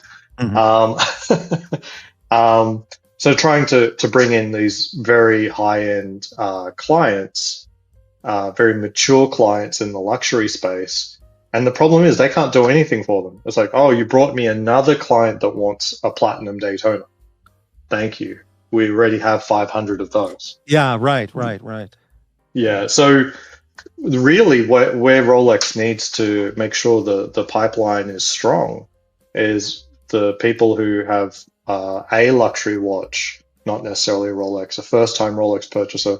These are very important to Rolex. And despite what people think or say about their experiences, what is important to the business is ultimately those people who are starting their collection journey or buying a first piece. Those are very important to Rolex. If I went not so much us VVIPs. If I went, or if somebody went to a San Francisco Rolex dealer wearing a MAGA hat and a MAGA t-shirt, okay, and had cash, had the cash, said, "Hi, I'd like to buy my first Rolex. Here's my cash. Do you have a Datejust I can take home today?" Do you think they might just say, "Screw this fucker. I'm not going to sell him a watch. Fuck them," because they're all deranged libtards, and they might just if they are deranged libtards, there could be. Yeah, I mean, ultimately, there will be a watch available for purchase no matter what, but usually it's one of diamonds or something like that. So yeah. They won't turn you away if you're going to buy something like that. Yeah, you're probably right. They'll go for the sale, but they'll hate you. They'll go for the sale. Out the door. Right. Yeah, they won't do you a favor, but they'll go for the sale. That right. Being said, there could be someone who just likes your energy. They may not agree with your politics, but they just love your energy. You know what I mean? Are you Morty, that asshole on YouTube? Yeah, you can buy this watch. We're happy to give it to you. Yeah. Well, what doesn't do you any favors is being boring.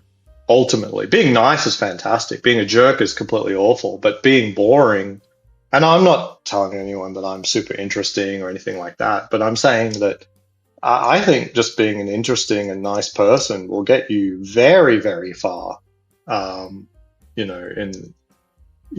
With people in general, including a relationship with a retailer, for sure. Mm-hmm. As long as you're a nice person, you can relate, you're down to earth, and you can relate to these people, and in general, because there's a lot of people who think that their money is everything. That's the worst. Tell me about it. Sure, yeah. That's the worst. Like that's the one that they get a lot of, and people are like, well, my money's good. I've got 500 rental properties and blah blah blah. And my money's as if their money is better than anyone else's money. I've got the gold Submariner. Get the fuck out of my way. Right. Well, Well, they might like your energy like that, but the reason that they should sell to you shouldn't just be that they need to be impressed by your money, like on a personal level. Like it's like, well, I'm a rich guy, you should sell to me. That's going to be the worst, because they got plenty of rich people around. Like there's endless numbers of people who can literally afford the watch. It has no bearing on whether or not the watch should go to you. So they do like the stories of, like, I have a birth of a new child, or firstborn, or getting married. These are important occasions. That being said, everyone has one of those. ultimately. So it's not just like firstborn automatically you're going to get something. You have to be a nice person. You have to be genuine, or at least they feel some connection with you. So yeah, that's ultimately what's really important. Right. Yeah. Yeah. And they, entertaining someone who's got a fantastic collection as is, it's kind of the last problem that they need. Like they want the person who is still chasing at some point down the line the Panda Daytona. The last thing that they need is the person who's got multiple Daytonas, including the Panda, and it's like, what the hell do I do for you? Yeah, about 6 years ago or so, when downtown was pretty decent, well, what was nice, there was a Rolex boutique, a Rolex dealer right next to the downtown Marriott. And as I was walking by the showcase window, I stopped. I saw a watch that was just like, wow, look at that. It was a gold, if I remember, it was a gold Datejust with a mother of pearl dial and 30 diamond index markers. Okay. On a, I guess I don't remember. It must have been on a bracelet, or I don't know. It was $17,000. Sounds And about I right. actually went in the store and said, "Can I see that?" It stopped me in my tracks, And they were ready to sell it to me right on the spot. Okay. 'Cause, Right. a day date with the diamond markers and a white mother of pearl dial, is that too feminine a watch for a man, or is that absolutely acceptable for a businessman? Well, it's completely up to you. Typically, that one is seen as quite feminine. Feminine, yeah. Yeah, and relatively undesirable. Undesirable. Well, I'm glad I didn't draw my Undesirable. Amex card for that one. I'd have felt awful. Well, I I mean, showed you it wouldn't to have been the- unhappy. I mean, you would have I liked the liked it. watch. It looked Yeah, great. so it's not really a, it is what But I it mean, is. if I showed you it on my channel, I would have been face blasted as the effeminate Rolex man, Yeah, So, true. But yeah. you get what you like. I think Bear has said that my blue Tudor is too effeminate, and I need to give it to my wife already. But it doesn't bother me in the slightest. There you go. Because you're confident in your masculinity, unlike those Right, repressed right, homosexuals over there. Right. yeah. Biff Helms. Mhm. There was a note in a website for pens. The note that noted that Paul Fisher told NASA he would cover research costs as long as he had exclusive copyright to advertise their commercial products as the NASA pen. Ah, yeah, interesting. That's very interesting. Yeah, that is interesting. I like to me the Fisher space pen is 100% how do I say manufactured, as in there were it's not like the Speedmaster where NASA quietly rounded up the chronographs they found at a jewelry store and ran them through the gauntlet and then selected one. Yeah, my understanding is that the space pen was like out and out, always meant to be a product marketed as such. It's not, it wasn't born out of need, as in, I doubt NASA didn't realize that a pencil would work in space just fine. Like Well, the they must Russians have known did. when Omega gave them their Speedmaster that was going to be hyped up as the NASA watch, the moon watch. Right. Yeah, but I'm not going to say that like it's completely unfounded. It had its use, I guess, for the astronaut that wants to use a pen. I mean, there's astronauts now, and I don't believe there's a competing product to the space pen. So if you want to write ink, so it may be worth having a look at what they actually use. I don't know. John Swatch, reframing the question, as someone who possesses such earning capabilities, you talking about me? No, I how think do he's you talking about the simply fire I know, thing. yeah. How do you simply shelve those abilities? I haven't. So most of my time now is actually doing engineering and code. I have been working on a like anything that I use a lot of, I've been trying to rebuild for my own purpose, as in I use spreadsheets a lot. So my current project is replacing the spreadsheet with my own, as in like the whole application from scratch as my own. At the moment, I've been building a lot of Monte Carlo simulations around, financial planning and retirement. And the spreadsheet is an application that is helping do the Monte Carlo simulation. So that's the idea, is that I can bridge the gap between a spreadsheet projection and a multivariable Monte Carlo simulation in an application, as opposed to coding from scratch. I have had someone reach out from an AI startup to poke my head in. I for sure don't want a full-time job. Can you say, as an Aussie, you gave it a sticky beak? Yeah. I'm trying to basically sticky beak. Right. So I'm currently researching, financial planning using debt potentially. So I bought this book, haven't started reading it. It's going to matter more in a couple of years, I've not mastered right now. that book. I have all that. Oh, good. I'll bounce a few ideas off you, and if you, it'll never be able to be paid off. well, that's what those are the simulations I'm doing right now. Is buy, borrow, die. Instead of selling the portfolio, just keep borrowing. And yes.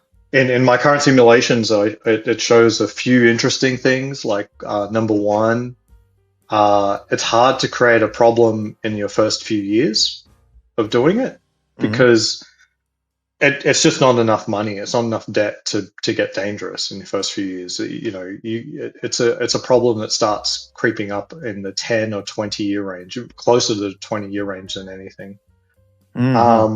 And the other second thing from buy, borrow, die is like, oh, okay, never sell the assets. That sounds great. That should be, much more advantageous to your net worth in the end. And it actually isn't. It is advantageous to your net worth. It is an improvement, but it's like a mild improvement, like 5, 10, 20, 30%. It's not like at the end of your life, you're going to have double the amount of money. It's just not, it's just not true. I still keep very, very active. I've got a very long list of things that I want to do and achieve, including new levels of engineering. And that's something for my career background, being an engineer. I can continue engineering at home, and no, I don't have the multi-million-dollar budgets and a team of engineers around me to help achieve something really big. But I also don't have the bureaucracy and positioning or pigeonhole that I ended up in, getting paid well for, but ultimately is a pigeonhole. Yeah. Hey, a question from Gampers regarding what you're drinking. He's interested in what you're drinking. Is that a prune juice you're having? Or? No. I mean, it might look like whiskey, but it's actually a Japanese bean tea, a type of bean. So it's a zero caffeine, 0 calorie. I'm literally drinking nothing. Yeah, right. A bean tea. Like I think it might be like soybean or something. I'm not quite sure. It's roasted and yeah. It just adds some flavor to. Yeah. I'm sure I've had that. Whatever. Old timey. The space pens are cool, but the ink is too smudgy for my taste. Yeah, I don't think the ink is good, quote unquote. I think you're right. I mean, but you'll get away with it. I mean, if what you do in a day is sign this, sign that, right, write a tip, it'll be better than putting your hands on the communal pen in the restaurant, which is covered in jam. You're lucky if it's only covered in jam, considering who's on these channels, right? Yeah. I tell you one time, the worst restaurant. So I took you to Jams in Las Vegas, the best diner in Las Vegas. Did I take you to Jams? No, we went to Trump. Trump. Okay. So I take people to Jams quite often, but one of the worst diners in Vegas, and it's got a very good reviews on Google, but they were horrible. Hash House a Go Go. Where's that? Is And that when- at the Rio? I think there's one near the Strip, but the 'Cause one in I Rio, went there's to a- was. their breakfast place is called Hash House or Hash House a Go Go. I don't remember. I think so, and they've got one off Strip, and I was at that one, and she gave the card back to me with bloody jam fingerprints all over it. Mm. It was ridiculous, and as well as a pen that had jam on it, and I'm like, yeah, okay, that's the environment, but I literally cannot put my credit card back in my wallet Right. with it covered in jam. So I'm now spending the next minute. So the situation is either she cleans it or I clean it. Now I didn't create the mess, and what kind of dining experience is that? Right. Well, you're lucky. You know, I understand the jam thing. She's serving breakfast, and that can happen. But on the positive side, at least it wasn't some other substance. So Yeah. But I've never had a way to return my my credit card back covered in food. Oh yeah, I know what you mean. Completely, sure. Yeah. And I don't think I'm being too pretentious. I mean, I'm trying to finish up a meal. It's impossible for me to stay clean with a jam covered credit card. Oh, I now have to understand. clean that. Can't do it. I couldn't do that. Yeah. Did you start screaming at her in front of everybody? No. Thankfully, the food was also good, so there's really no reason to ever go back. Okay, good. Yeah. A question for Aussie. Aussie, will you get into other collectibles, comic books, plushies, buttons, Superman action figures? Yeah, that's a good question. So now that I've got a lot more of my time, I'm able to commit to bigger projects, bigger things. And so I'm starting to steer my time, even the small amounts of time I have, towards those bigger things. Like I bought and started reading bigger books. I picked up Dostoevsky, full collection, and in general, I'm trying. Could you say that again? What was that? Dostoevsky, War and Peace. Full collection. Well, it's cheap. It's like $1 on Amazon. You get all of it. Wow. Or you can get the audiobook for $1. Sure. Okay. And it's like 72 hours of audiobooks. Because this is the entire collection. Yeah. So I mean, but that's only something that you can start if you've got lots of time, and I do, or at least I have a lot of quality time, and it's my own.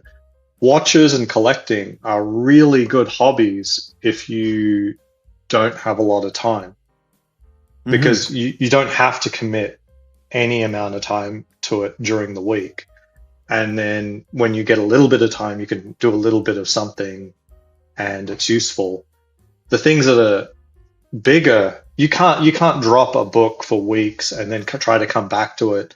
If you're looking at, a 1,000-page novel and you're only committing, 15, 20 minutes here and there, you'll never really get it all in your head at once. And you know what I mean? So the reality is the collecting is probably going to be less of a focus for me. Yeah. And focusing on bigger things. Dostoevsky collection. Are you going to read that? I've got a couple of books that I'm working my way through at the moment, but I'll probably start in the next month. As a YouTuber in the YouTube business, I would suggest The Idiot as the first go-to choice. Okay. I'll definitely and as you're start reading on that one. Think of the YouTubers out there. There you go.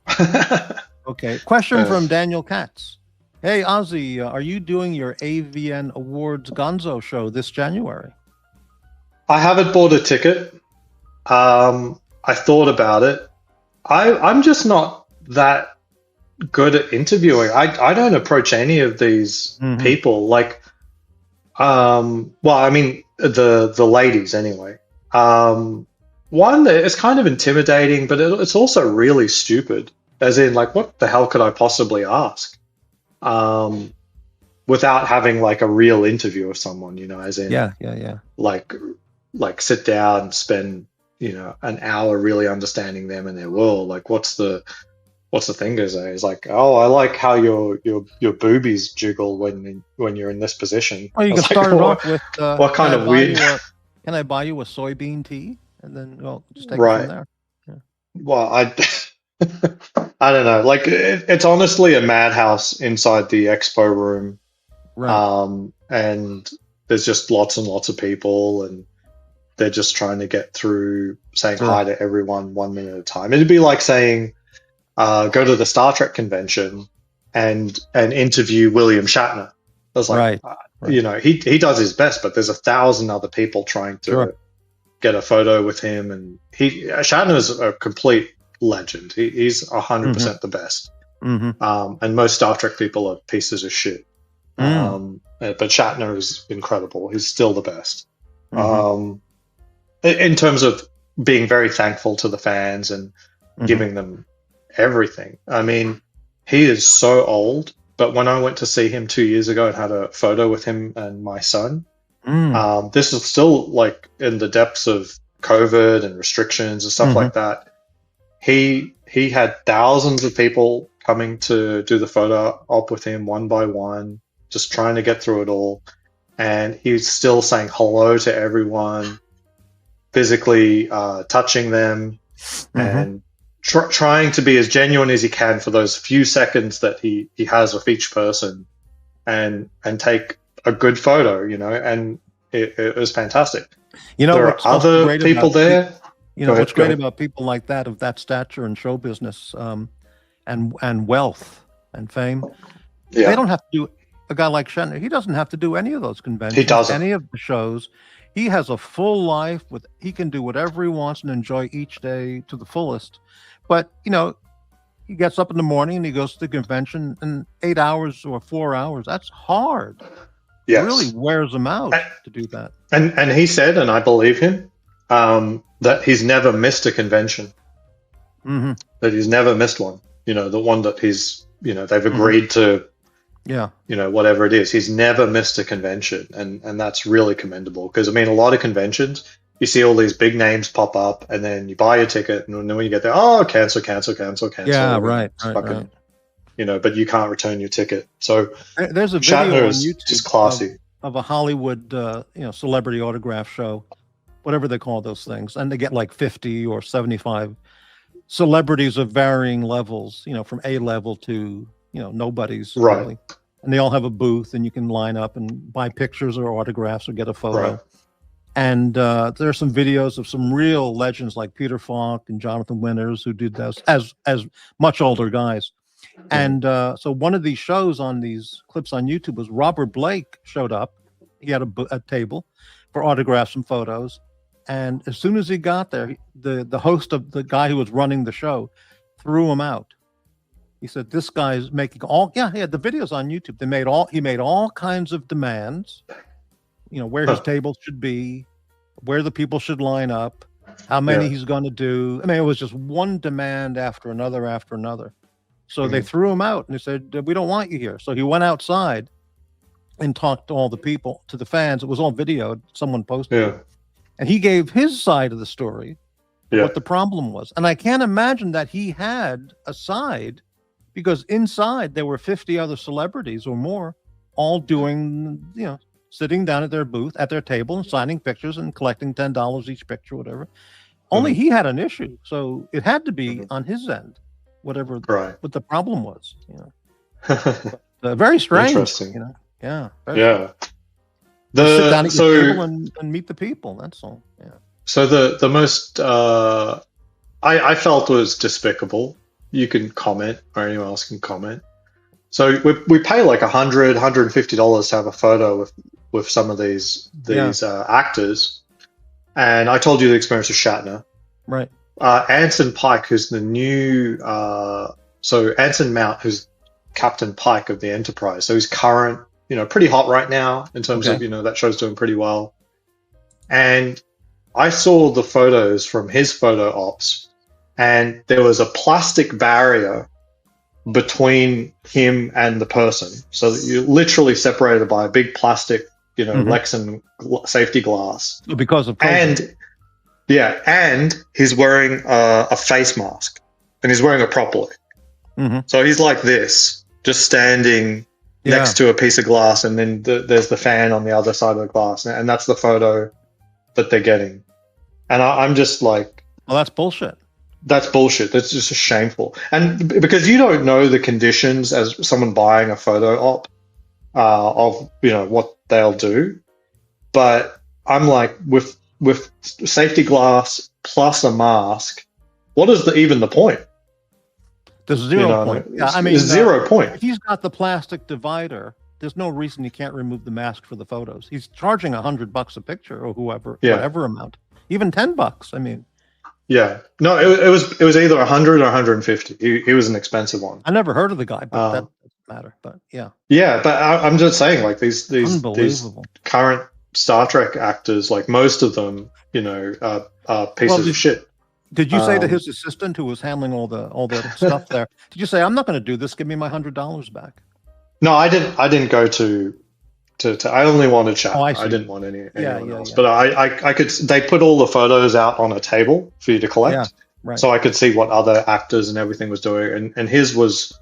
I don't think he was the only person who did it like that, but he's the most prominent who did it like that. And some of those people charged $100 for a picture, an autograph. More than 100. More than 100. That's disgusting. That's disgusting. It is. Now, some did it with the plexiglass. Like Jerry Ryan, if I recall, did it with the plexiglass. Yeah. But she didn't do it with the mask, and she's doing her best, And I think that's acceptable. But a mask is completely ridiculous. But potentially forgivable if you do the mask plus, physical contact. And I don't mean grope each other or something like that, but I just mean have a normal looking photo. You know what I mean? I mean, $20, $25 should be the absolute upper limit of asking for a celebrity autograph. And that's, but I think if they charged 100 and they had a clear signage everywhere that said 100% of donations of purchases for the photos will go to St. Jude's Children's Hospital, 100%, then that might be okay. But profiting at $100 per autograph is absolutely outrageous. Yeah. Photo, not autograph. So the photos weren't signed, but just photos. Well, I mean, it's a photo of you and them. I think there's value there, but doing it where just like you could have put anyone on the other side of that glass and put a mask on. Like there's nothing to be had. I mean, to me, if that's your criteria, you should just not do it. It's just not a quality. It's just not a quality product. I've never heard of a celebrity charging $100 for a photo. I mean. Oh no, the Star Trek ones are like that. I mean, like I don't shy away from it at all. I mean, William Shatner, he's not going to be with us for very long. Well, yeah, right. And he's literally putting himself out there. This elderly age. Guess, if you can get a photo with William Shatner and he's, smiling and yes, that's a better $100 purchase than giving $100 to one of the haters on YouTube. Right. So it's a good purchase. It's a good purchase. Yeah, and I was there with my son. I put my son on my shoulders. All right, absolutely. It's worth it. Yeah, okay. You got me. Question for Aussie. Was Gianna Michaels at the ceremony? So that would be like AVN Awards ceremony. So I'm just talking about the expo. I've never gone to the ceremony. I don't know who that woman is. Gianna, I haven't seen her at AVN in the 2 times I've gone. She might have been. Like not every person is there at the time that I'm there, and I'm only there for like an hour on a Friday or something. That's when I like to go. But it's kind of weird. Like, I mean, I would like to see more interviews with porn stars, but honestly, I'm not that well versed. As in, I'd love to come in with like actual questions about scenes they've done and something like that. All I know is what they look like. And in general, like I may have seen some of their work, but I would be more, I don't think I could actually interview one and it'd be interesting. Otherwise, it would be like these very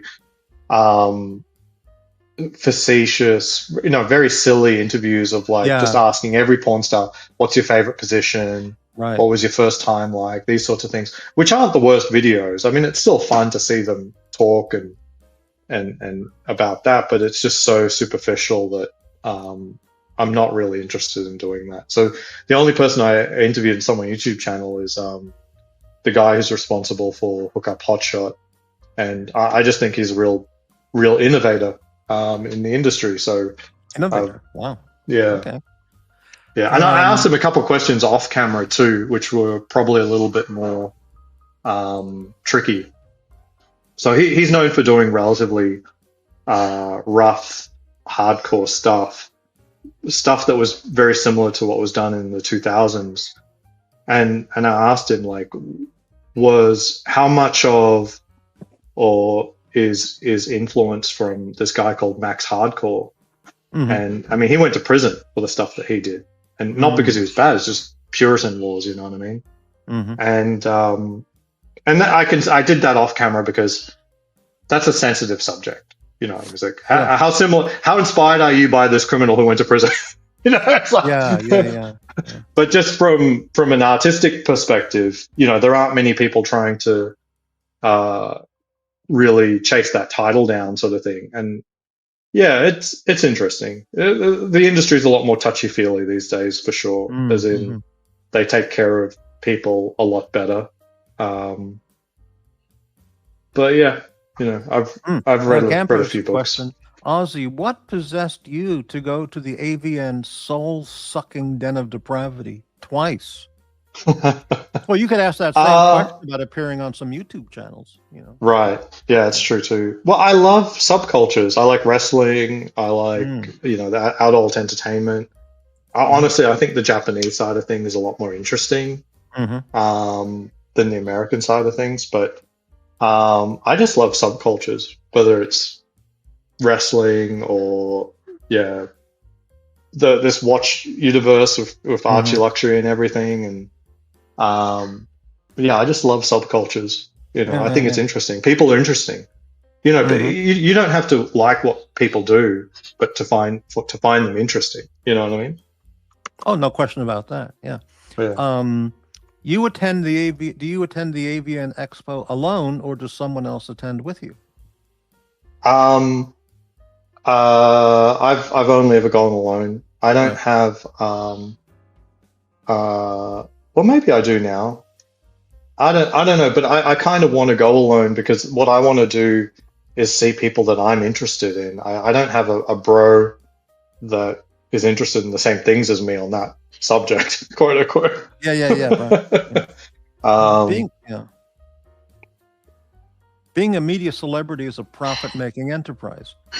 Several YouTube streamers during COVID made $1 million incomes. Well, of course, that's correct, right? I don't know who Gianna Michaels is. I don't know that name. She might still be working, man. I mean, she's a porn star, very more on the slightly voluptuous side. She's never been, you know, plus size, but certainly her boobs are. Yeah, I've met some porn performers, but they were from the 70s, 80s era, which, you know. The 70s, 80s era is kind of nasty as far as I know. Nasty. Like, that's when it was still run by the mafia and stuff like that. Well, yeah. But these were performers. I liked them, you know, as a viewer. I mean, you know, meeting them was not any big deal, really. Archie was in that business for a hot minute, legend says. He even had his own stunt. You mean the Ladyboy sandwich? Is that what you mean, Daniel Katz? Own stunt Ladyboy sandwich. Own stunt cock. Zuckerberg mentioned that to him one time, but yeah. That would be interesting if you know. I wonder. I've heard of things. There's like blue jeans or something or other. I can't remember. I've heard of this rumor before. Blue jeans. Well, don't know. Something like that. Blue velvet, blue something. Oh, blue velvet. That's Archie's. The escort service he quote worked for. Right. Yeah. So I'm sure that would have been interesting. Morty is a busty dusty. I don't know busty dusty. No, this was like Vanessa Del Rio, that period of women. Late 70s, early 80s era. Yeah. So up next on Aussie's purchase list is this stuff. I'm looking at adjustable dumbbells, and these are apparently basically the Rolex of adjustable dumbbells. Now, what's wrong with But- going to Target or Sportsman's Warehouse and just buying some dumbbells for $50? Why would you want to get those? Well, these aren't that expensive compared to going to Target and buying dumbbells for X or Y. Right. I mean, the individual dumbbells cost roughly $2 a pound, something like that. Mm-hmm. And so you could buy a 50-pound dumbbell set, and you're probably paying $200 Mm-hmm. or maybe 100. It depends. Yeah. Maybe they're 100. But then if I want 55 or 60, then I'd have to pay that again. It's another $100, and then get the 70s, and then that's another $130, and they take up a lot of space. This covers a range from 20 pounds up to 125 pounds. Mm-hmm. So from a functional perspective, they take the job of many dumbbells, and I want them to last as well. There's no sense in buying weights that for some reason break, which many of them do. Mm-hmm. So you're yeah, looking for, as they say on those channels, quality, value for money. That's the phrase. yeah. Well, the value play, there are a few better value items, but you have to get into some of the details. But there's some that do the same thing, and they're touted as being premium as well, but they break. They're basically like the BMW of adjustable dumbbells. You pay a premium, but they break, when you're not looking. Right. That's, John yeah. Swatch says rubber versus urethane makes the big dollar difference in dumbbells. Yeah. Okay. Well, these are all steel. There isn't a single plastic component Really? to Okay. them on these. Yeah. It's Yeah. But Jay you're Gray, right. no, the He's right. diner has no curry dishes. It'll smell up the whole restaurant, so I just can't do that. Yeah. So I think the term you're looking for in terms of like is buy it for life. There's a good subreddit group that buy it talks for about life. it. Oh. Yeah, the things that you can buy, and they're good for the rest of your life. Like an And- HKP 30S. Right. That's Yeah. for What life. are the things that you can buy, and then there's really no need to ever look at it ever again. You buy once, cry once. Now, a lot of people use that term "buy once, cry once" for a lot of things that, honestly, buying the $10 version of it is really just fine. You know what I mean? There's a lot of things that you should actually not try to buy it for life, because they're things that will degrade even no matter how much money you spend. Right. Right. And the whole buy once, cry once shouldn't be applied for anything that's expensive. It's just like, no, that's You could buy a different box of thing. Twinkies on that philosophy of buy it for life, because if you buy one today, that box of Twinkies will still be edible in 50 years. Won't have changed That's at all. true. Yeah. It's true. I think so. So not everything is a buy it for life item, but some things are, and when they are, you probably should try to do that. Like, for example, cast iron pan. Mhm. There's no reason not to get a cast iron pan. It's fantastic. There's certain things that you can only do on a cast iron. Sure. Yeah. And that will last you for the rest of your life. It'll last generations, literally. I think that, there's a few items that are like that, but that you should also absolutely recognize when it isn't one of those things as well. A Filipina girlfriend could be buy one for life. It could work out. Depends if you can, but it could work out. if you Buy can keep one. it going. Buy one for life. Yeah. Yeah. Yeah. Um, What do you think about those rubber Rolex straps, the Oyster Flex? Do you have any watches with that? my wife has one, the Yacht Master and Oyster Flex. And do you like that yourself, or no? I would like a Yacht Master or a Daytona meteorite dial with that on. With the Oyster I'm not- Flex?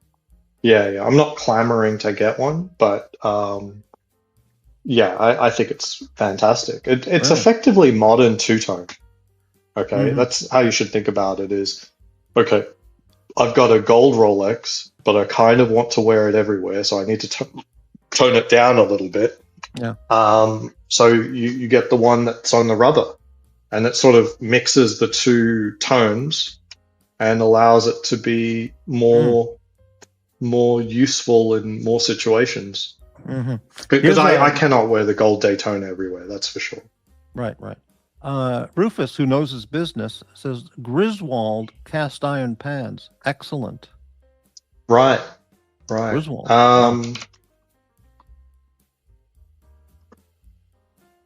I'd have to take a closer look. I've done a bit of research on the cast iron pans. I'm sure these Griswold ones are fantastic.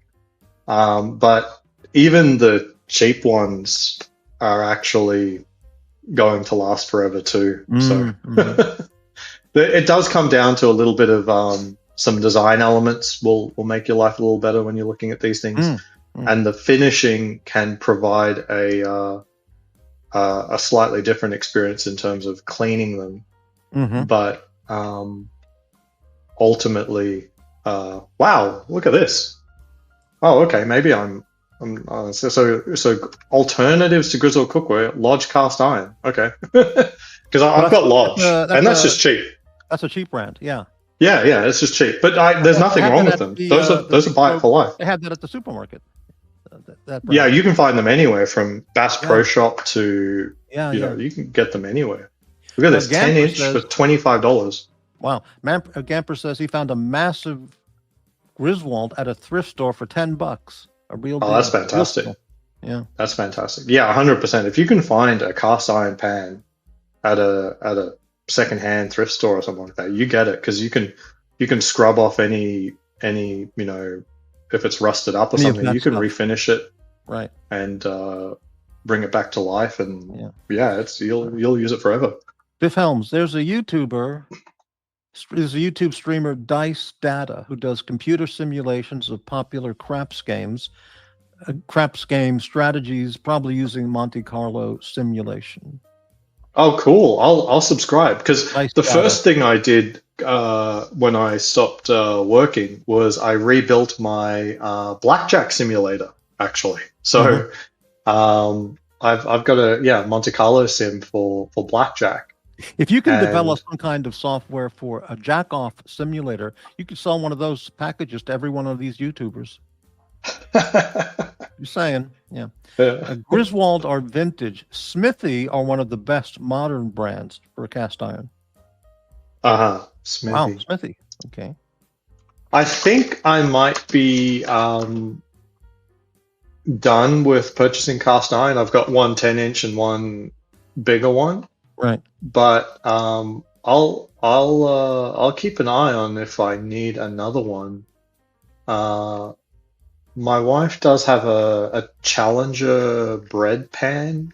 I think that's cast iron, but that was very expensive. What size is that computer screen you're using? 48 inches. 48. Wow. Yeah. Amazing. Yeah. I just use a Samsung. Sorry, no, an LG OLED. It's wonderful. 120 frames per second. 4K. I do have a 42-inch over there, also an LG. I recommend 4K screens for. Oh yeah. Work. But those aren't buy it for life. OLED will eventually degrade. Right. So they're around about a 10-year item. But my last screen was a 30-inch Dell, the first one that was 30-inch. That lasted me 20 years. That's incredible. 20 years. Yeah, it is. I bought it as soon as it came out. It was crazy expensive, $2,000, but it did last me 20 years. And I tell you what else I also bought at the same time. This chair, the Herman Miller Aeron. Herman Miller. I got the one in chrome, and it's perfect. It's beautiful. That's a buy it for life item. Don't buy cheap chairs, people. Because you get a Herman Miller, this will last forever. Right. How about toaster talk? Anything on high-end toasters? High-end toasters. I think it's hard to get a high-end toaster. like to justify it. I've just got a cheap Walmart $15 thing, and I put very beautiful bread in there. There's no real problem. I gotta did tell at you, I one bought point a, purchase. Yeah, go I ahead. gave it away to Goodwill because I stopped using bread for the most part at that time for a long time. So I gave it away, and it was a KitchenAid brand toaster. It was $79, and the difference between that and like a quite $20 toaster, unbelievable difference. Quality. Oh yeah, the quality of the toast was incredible. It's totally different. that's good. So That's good. yeah. I'm just trying to look at what they offer. So someone's saying you need that 48-inch screen. It's good for the AVN research. It is. It is. It is. Well, put it this way: with 4K, what that is basically four 1080p screens. You know, in each quarter. So you can have 4 2K videos going on at the same time at full resolution, full quality. It's fantastic. Rufus says the Queen and King use dual-lit toasters. Dual-lit. Okay, so they have they're by appointment, His Majesty. Wow. Dual-lit. That's amazing. Yeah, but that whole family is British. inbred, you know. Can you believe that they kicked out Andrew?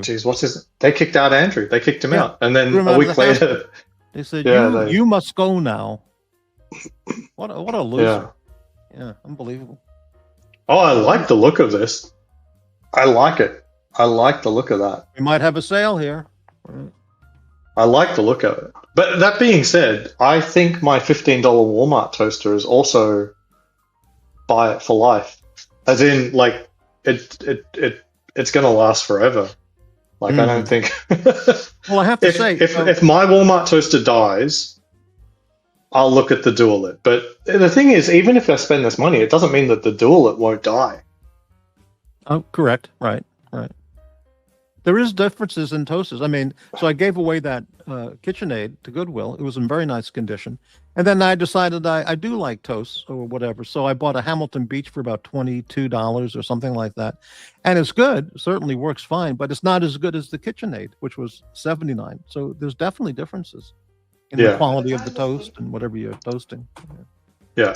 The only toaster that I've ever seen that seems fundamentally different is this guy called on Technology Connections.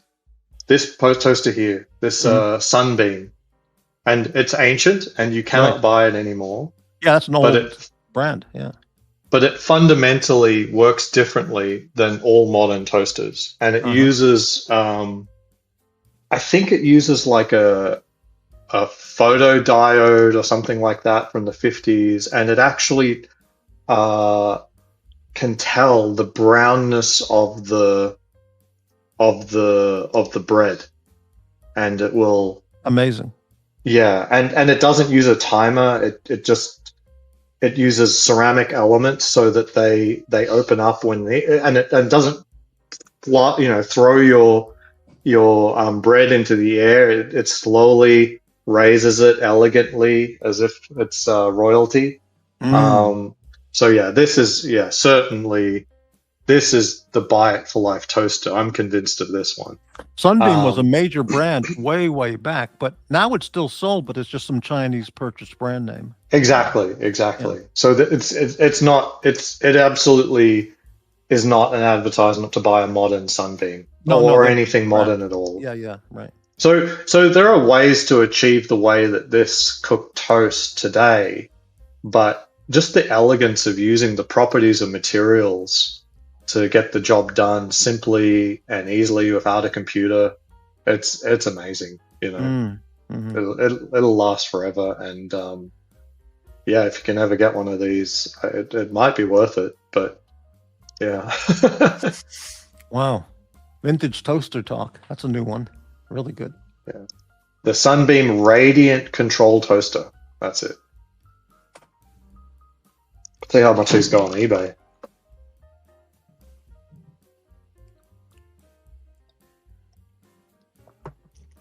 Sunbeam Radiant Control Toaster.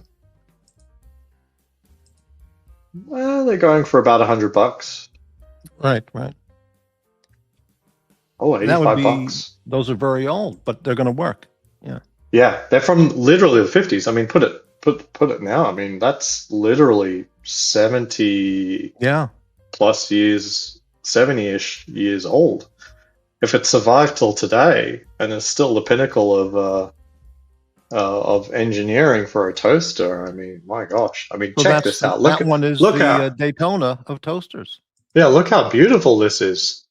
Even That's real today. steel. Look Real at that. stainless steel. Yeah. And look at that. Look at that. That is perfect. Perfect. Every time.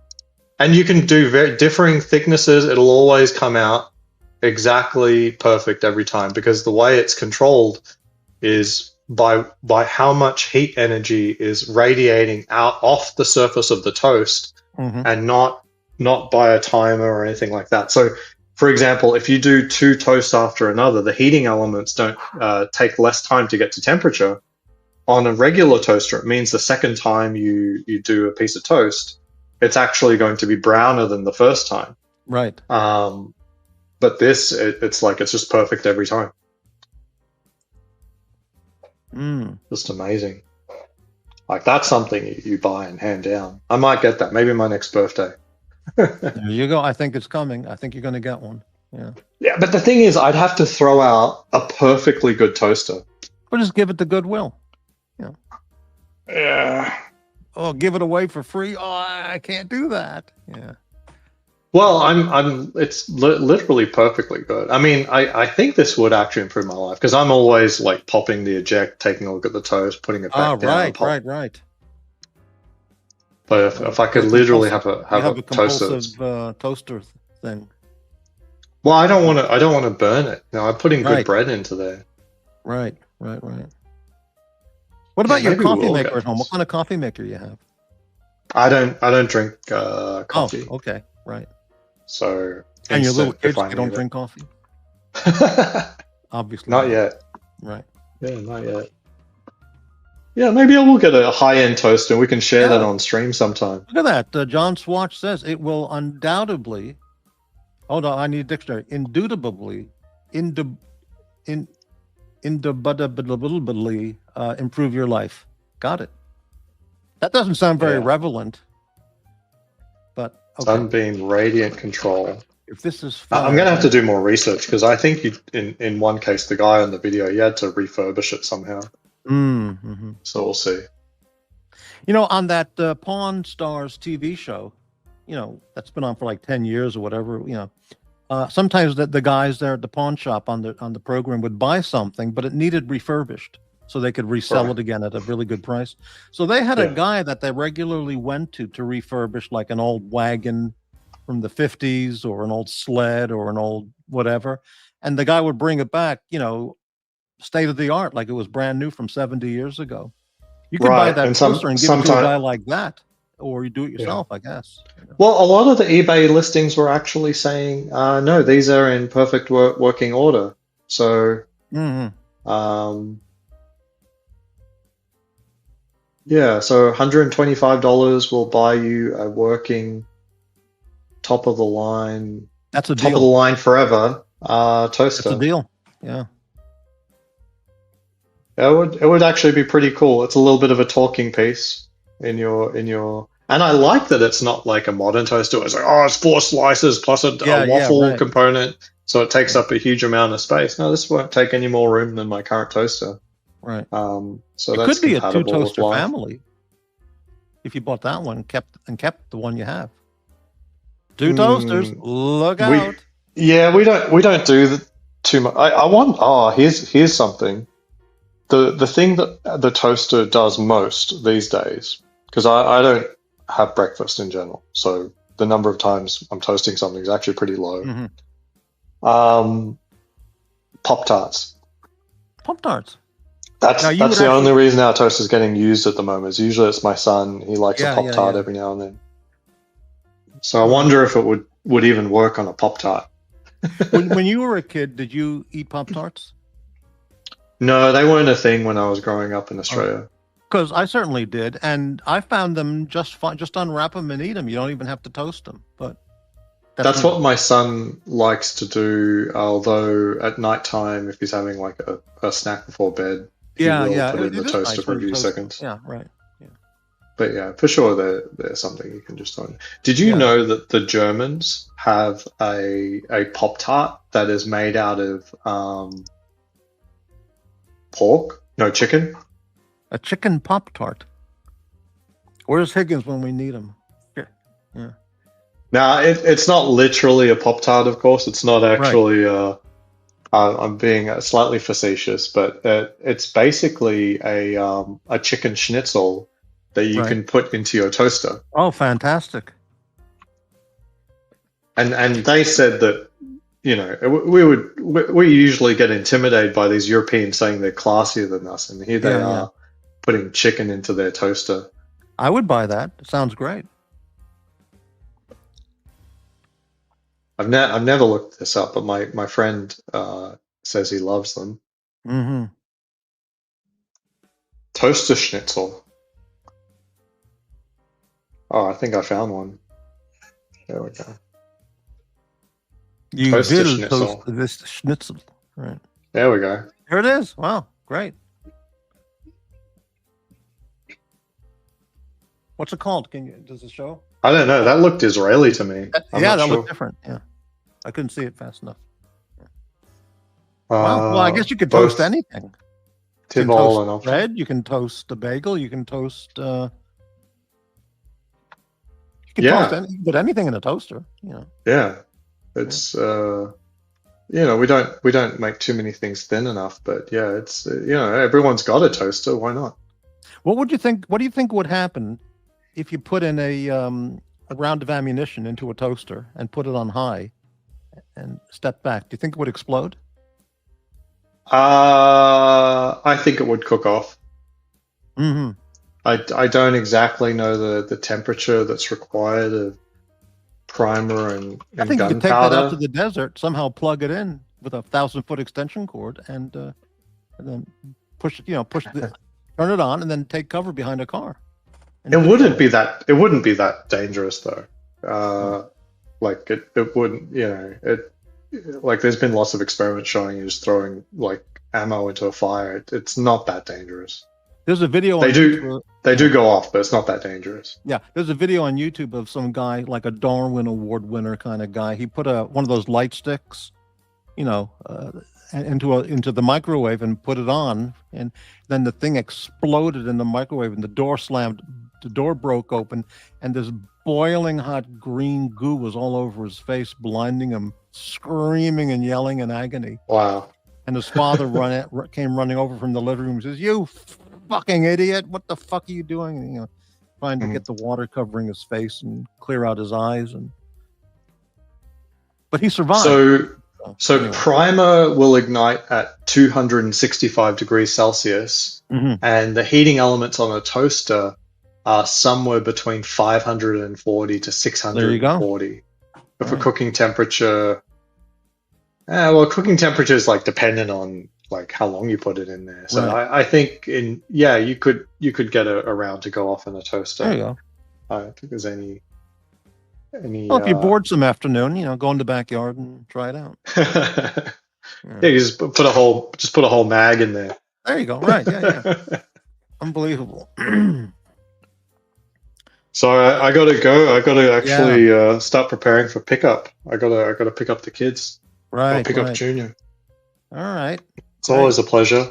Yeah, and thank you so much. One more item to my to buy list, unfortunately. Yeah, great stuff coming up today. Toaster talk and the Dualit Griswold cast iron pans, Dice Data channel, porn talk, right? Mm-hmm. Bill Shatner talk, the celebrity photos at $100. Yeah, which I agree that can be worth it if it's the favorite celebrity, you know, and it's a one-time only thing. You'll ever meet him. You'll never meet him again. I would even consider that. Yeah. Yeah. And of course, face blasting talk at the beginning. Right. Yeah. Terrific. All right. Thank you. Great. See you, Morty. Thanks, Aussie. All right, I'll see you later. All right, so long. All right, let's take a little break here. I've got to stand up and stretch my thing.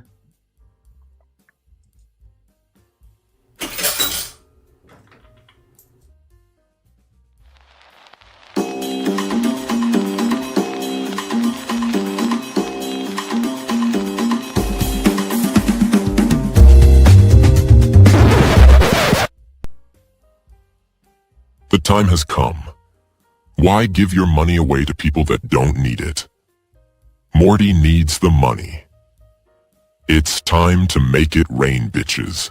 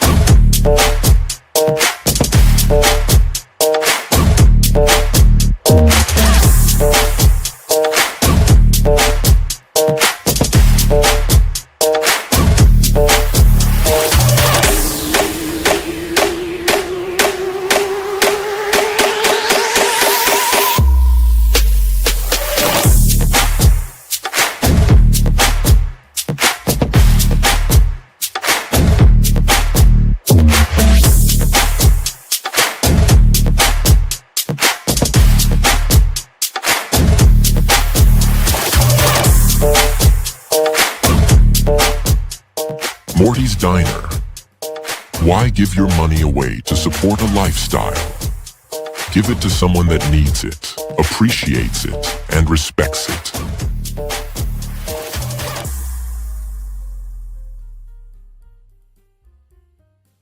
And that's absolutely right. I couldn't agree more with that. And we have a guest backstage. We'll bring him on in just a second.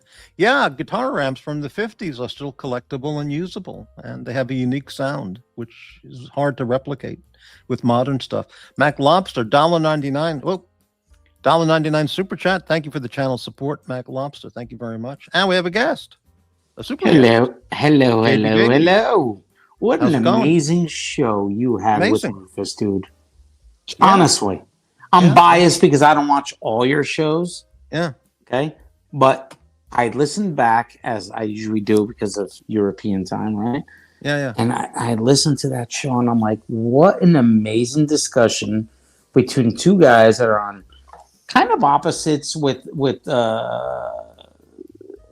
the politics, but very cordial with each other, Oh, yeah. very understanding with each other. Just Jesus, great conversation, dude. I loved it. To be The honest, show with you, with I really Rufus. did. It was a 6-hour show. Rufus was on for It was a amazing, long dude. time. And it Amazing. was great conversation. And he's a great Great- guy to talk to. Yeah. Great content, dude. I mean, it's the first time I sent you a super thanks after the fact. Yeah, I saw that. Thank you very It's much. the first. It's not even about that. You're welcome, but it's not even. It's the first time I ever did that because I listened back and I was like, "Holy shit, dude! What a great conversation, dude! I thoroughly enjoyed it, dude. It was amazing for real. Fantastic. Not even Yeah. ball washing. I think it was amazing for real, man. Like You're not ball washing and you're not face No, blasting. no, not. That's good. No, it was really good entertainment, dude. Yeah. It really was. I mean, Rufus is a great guy. Great. Yeah. And I think it was awesome that you guys are on both sides of the spectrum with politics and still had a very cordial conversation throughout hours. Yeah. Many, I mean, many, I'm many, very- many of our listen. channels should be learned. We should learn from this, to be honest with you. I think Mhm. your channel is very underrated, to be honest with you. But Completely. I agree. Underrated and under earning, but that's my fate in life. You know. well, I think. Look, I think you're starting to start. Okay, I think you're Well, starting actually, to really start. That's the path I chose, and so it's my fault. But yeah. Now you're starting to pump it up, right? You're No, starting it's to due pump to it me. up. Well, I'm. You know what started? You see, this is all being JB, just between you and Yep. me. This is Yeah. totally been trolled to death, and it's hysterical. Okay, because for the 7 years I've had my channel this month, okay, my super chat thing is, if you like the show, how about a super chat or a PayPal? Thanks very much. Once, 2-3 times a show. That was it. And the earnings $100 a month probably on average, which is nothing. Yep. Compared to all the other channels. So Nicholas, about 2 weeks ago, I was watching the Locks report with Patel, and he showed a screenshot of something Nick posted, which said, "I don't need the money.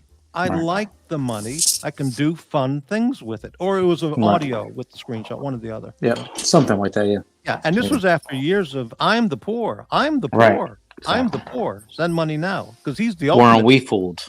Yeah, Right. Him and Archie are the masters of "I'm the poor. Send. I don't have a brass razoo," is the same as "I'm the poor. Send money now," and they've made six figures or multiple six figures for Archie. Okay, and I'm just doing the hey, if you like the show, how about a super chat or a PayPal? Right. So when I saw Nick say, "I don't need the money. I like the money," and then he talked about where's that? Let me see if I can find that picture.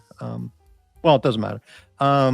He said, "I just lost 20,000 in the stock market today. I am so bummed out. Right. I just lost. I just lost a 18,000. yacht master. I just got lost a the yacht master. master. Right. He's got 2 Rolex. I said, "Well, no, wait a minute. Right. Enough's enough." I'm with okay? you, dude. Yeah. I'm with so you. I thought, okay, he doesn't need the money. Okay. Right. Hey, I'm on the said same. that. He said, "I'm so dude. comfortable. I don't need the money." I'm there. So I thought, well, I'm going to use that because I need the money. Okay. Right. So I started doing. That's about 2 weeks fair. ago. It's fair. I need the dude. money, right? And as soon as I started that, the haters, the Master Blasters and all those guys, they go, "Have you seen Morty's latest grift?" Right. Okay. Of course. Everybody could be grifters but you. I get it. You know what I'm and saying? then Narc even said to Nick, "You see how much money Morty's been making?" But no one ever said anything for 7 years. Like, that guy Morty, he's working his ass off, and he only gets $100 a month, if that. But as soon as you get more than 100, my God, he's a grifter. He's a vulture. He's the content vulture. He's ripping off all of Nick's donors. It's not true at all. It's just nonsense. But yeah. So I'm trolling the fuck out of So them. now you're banned from Docs. What the fuck is that about? Well, I did a show a show 3 nights ago, and again, it's my sense of humor, which most people or many just don't get. And okay, I think a lot get. They just don't. Okay, so how about this? Some people, clearly okay. don't. Okay. And Doc said, so what I did to my show was, hey, there's a lot of people out there, I think, who watch my show, and then I see them on other channels talking about what I did the night before, and they're totally misunderstanding what I was talking about. They really don't get what I'm saying. So I'm thinking, this is all just bullshit. I'm thinking maybe they shouldn't spend their time watching my show because they really don't understand what I'm talking about and what I'm doing and my sense of humor. Right. So find another channel, find those other channels that you click into more and really enjoy the hate and the humor, So Docs didn't like that, and he said he took total offense. He insulted his audience. I feel like he insulted me as well. So he's banned on my tour. He's banned in my chat and on the panel. He's the white knight, Morty bro. Says, Jesus. Morty said, Come on, I don't Docs. understand his humor. Then he said, I know more about Morty's show than Morty knows, which that's what he said. Jesus. So Jesus is right. Yeah. Yeah. And I stole that from you, and I give you the credit every time I say, not every time, but I do say it from time. I stole that from you, Jesus. Well, yeah. Jesus. I've come. A lot of people have come up with good expressions. That's I've had. They're the face blasters. They're the face blasters. They're the stealers of the Jesus. Whatever. Yeah. And the fun money. Look, the fun money thing. I never heard that phrase before. Nick came up with the fun money. I don't have any fun money, so look. This is. I'm not going to make this about Nick, or this is your. Yeah, channel, right. I'm not gonna do that. But what an absolute travesty, man! Like you were on a good road, meaning the other guy. Why fuck it all up? I don't get what the. It's kind of like, why do that? I don't get it. I don't get it. Yeah, let me just say thank you very much to MT85 999. Oh, nice. Thank you very much for your channel support. Thank you, brother. MT, thank you. Great. Yeah, I don't get it. So I saw today Nick posted a 1 or 2 minute video. He's demonetized.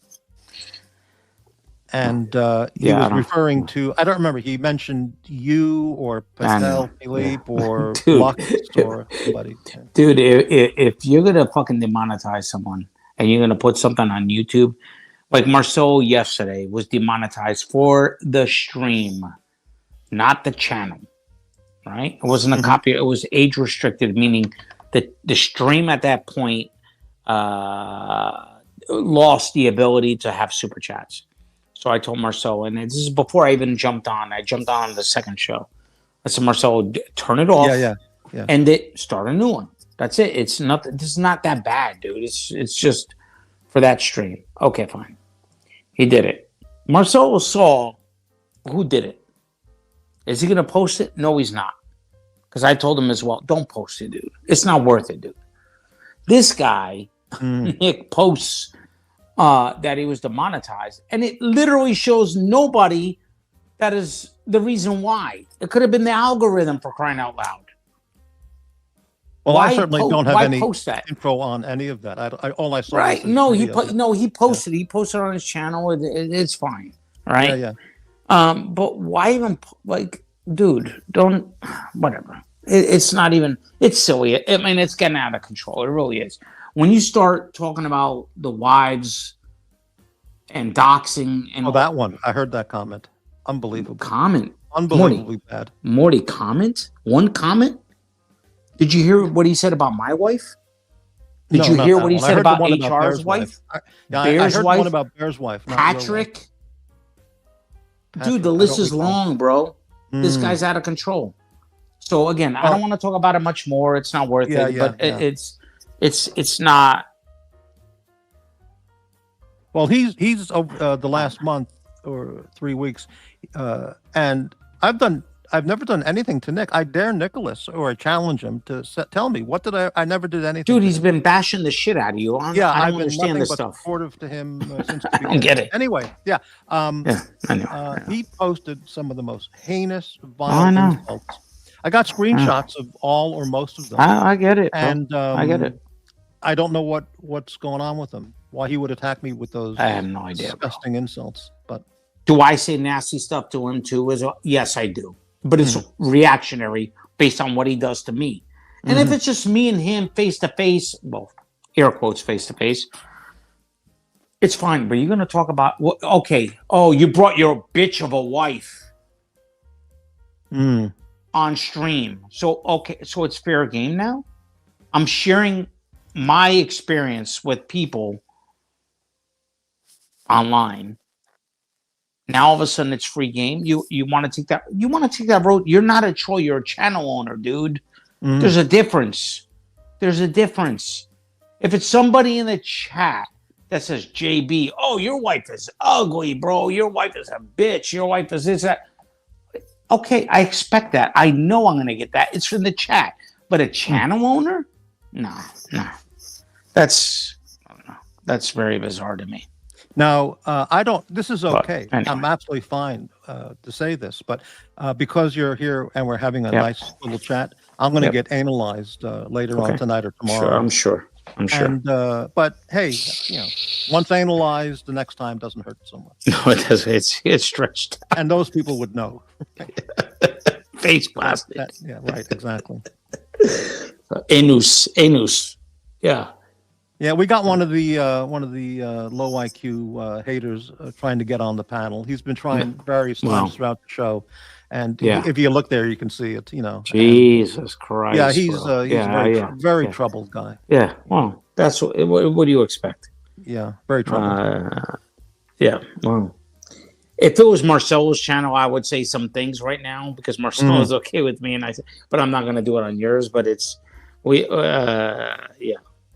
we've been experiencing the same things. Yeah. And this guy is disturbed for sure, bro. This guy is disturbed. I used to get along up to several months ago. I used to get along just fine with him. We talked quite a bit. I don't get Never it. A problem. You sponsor so much. You Never paid for beer. And then you paid for weed. You paid for donuts. Well, I don't mean him.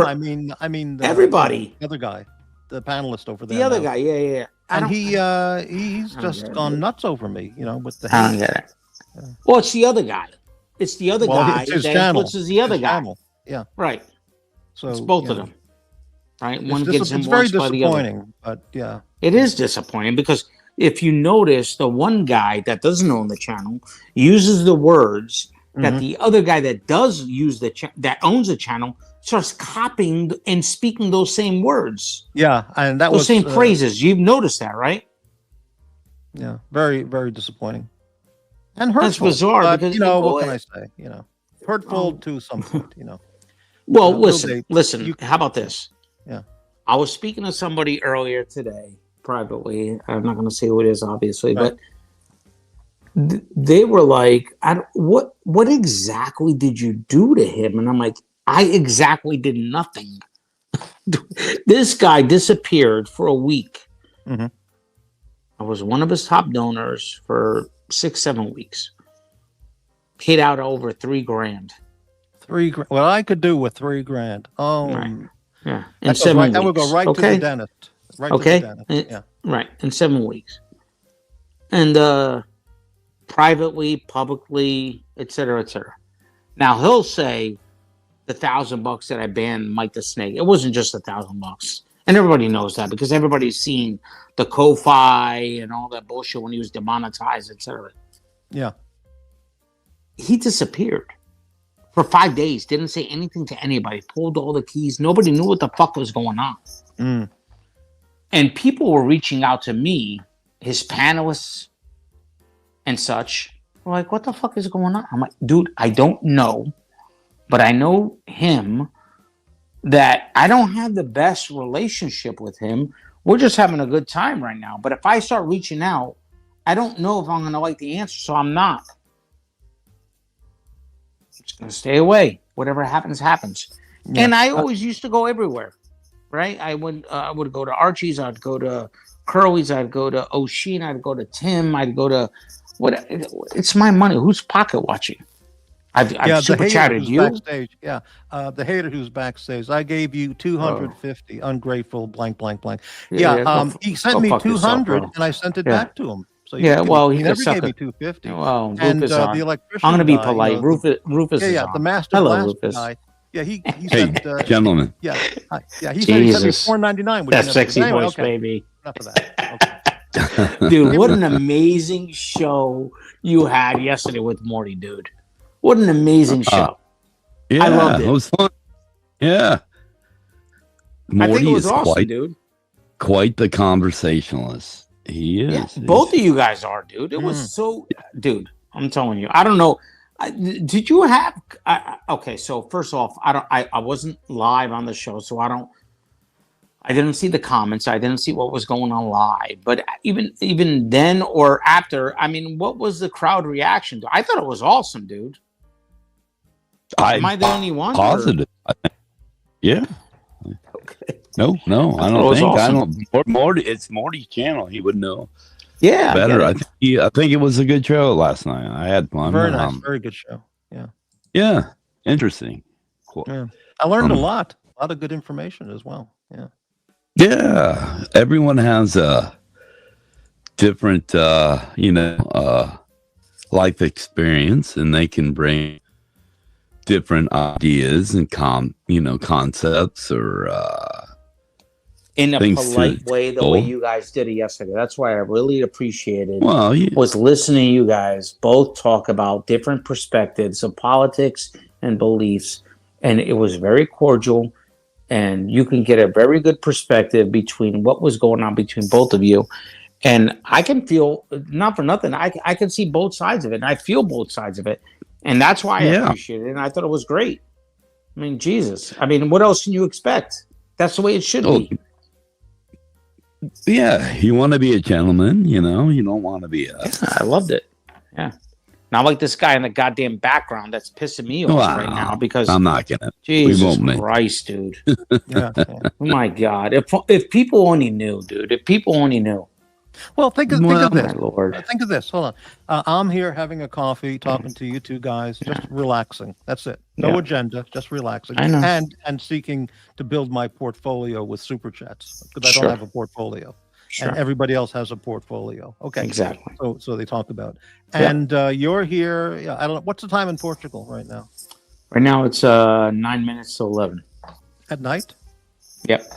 All right, so you're relaxing end of the day, you know. Yeah, I'm gonna chamomile jump off tea, soon. come back. I'm gonna go to sleep Rufus soon. Yeah. is relaxed, very relaxed, enjoying the Florida weather, the sunshine. Yeah. Okay, and the guys are on the back of the stage here, you know, with the foul language and the hate. Yeah. And what is he doing? How has he spent his day? This is how he spends his day: hate, attack, lie, degrade. Well, this defile. you know, Amazing. this is well. Listen, let me, and then we can move on because this should be the last of it. But Yeah. when someone publicly announces their plan to go after family members and wives, because they already know going one-on-one with the panelists is not going to result in the outcome they want, is pretty degenerate. Because they already know. They already know. Okay, I go against JB, I go with Jock, Lux, Morty, bop, bop, bop, bop, bop. I go against all these people. The funny part is Bear, because Bear hasn't even been around.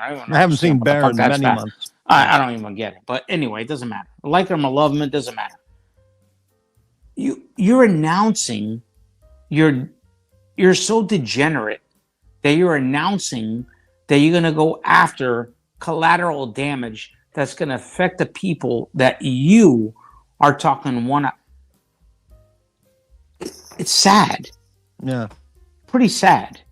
But that's what has been done by these two guys, right? They've announced this publicly against donors, previous donors, and then doxing based on people who have sent PayPals that have their private information, and now they're turning it around and using that against them.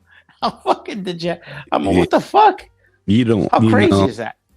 You gotta have some boundaries. You just don't take things into the real world. You just don't. That's just class. I mean, it's no class. Yeah. None at all, Rufus. You know. By the way, all right. Like Aussie Expat was on earlier, and I really wanted to ask him if his wife joins him at the AVN. Oh my God! But I thought that was a step too far, right? Yeah, exactly. Well, Rufus, so I shut up. I just didn't ask. Yeah. At one time, I was talking to Ozzy about the Japanese porn and AVN, and this is a year ago. Anal scanning. I don't know about that. And I asked him about this, and I said, "Does your wife?" Well, he said it. He said anal scanning. Okay. So does your wife know about your enthusiastic interest in all this? And she goes, "Yeah, she knows. She doesn't care." Well, okay, so let's take a step back, right? So everybody's relationship is different, okay? But that's so really I said this business, you know. It's nobody's business. So I said this the other day, yeah. Okay? When shit started getting heavy about 2 weeks ago and the attacks started getting heavy, I told my kids and my wife, this is not the first time that you might get some kind of information on Instagram, Facebook, TikTok, Twitter, whatever. It's not the first time that they've been reached out to. Okay? It's really not. I don't give a fuck who believes it or not. I don't care. Why would I lie? I don't give a shit. I'm not a YouTube channel owner. I don't give a fuck. But it's happened. It's happened to my wife. It's happened to my son. Okay? Wow. And I said, and they tell me right away, Dad, we don't give a shit. We know who you are. My wife says, we don't care, husband. We know who you are. We don't care. Do you enjoy it still? I said, I still enjoy it. Okay, then do you. Don't worry about us. We don't believe it. Okay. Now, someone can look at that and say, JB, quit, bro. What, are you out of your mind? Well, if my family's okay with it and I'm still having fun with it, then yes. When I don't have fun with it, then I disappear. I'm not a channel owner. I don't give a shit. Then I'll do it. Yeah. That's the difference. As long as they're having fun, no one gets hurt. Yeah. No one's, there you go. Do I reflect? Of course I reflect from time to time. But then some of these shows of these guys just keep on drilling and drilling that you're like, motherfucker, I try to leave it alone. You can't leave it alone. So now I'm not going to leave it alone. And that's kind of the cocksucker asshole in me. You don't want to go. Back. You don't. Well, JB, you don't want to go their level. Water seeks its own level. You don't want to. You don't want to go down to the waterfront. lack of a better metaphor. Mhm. Right? Look at this guy. Hey, he'll cash you 100 so he can tank your channel. It's okay, Morty.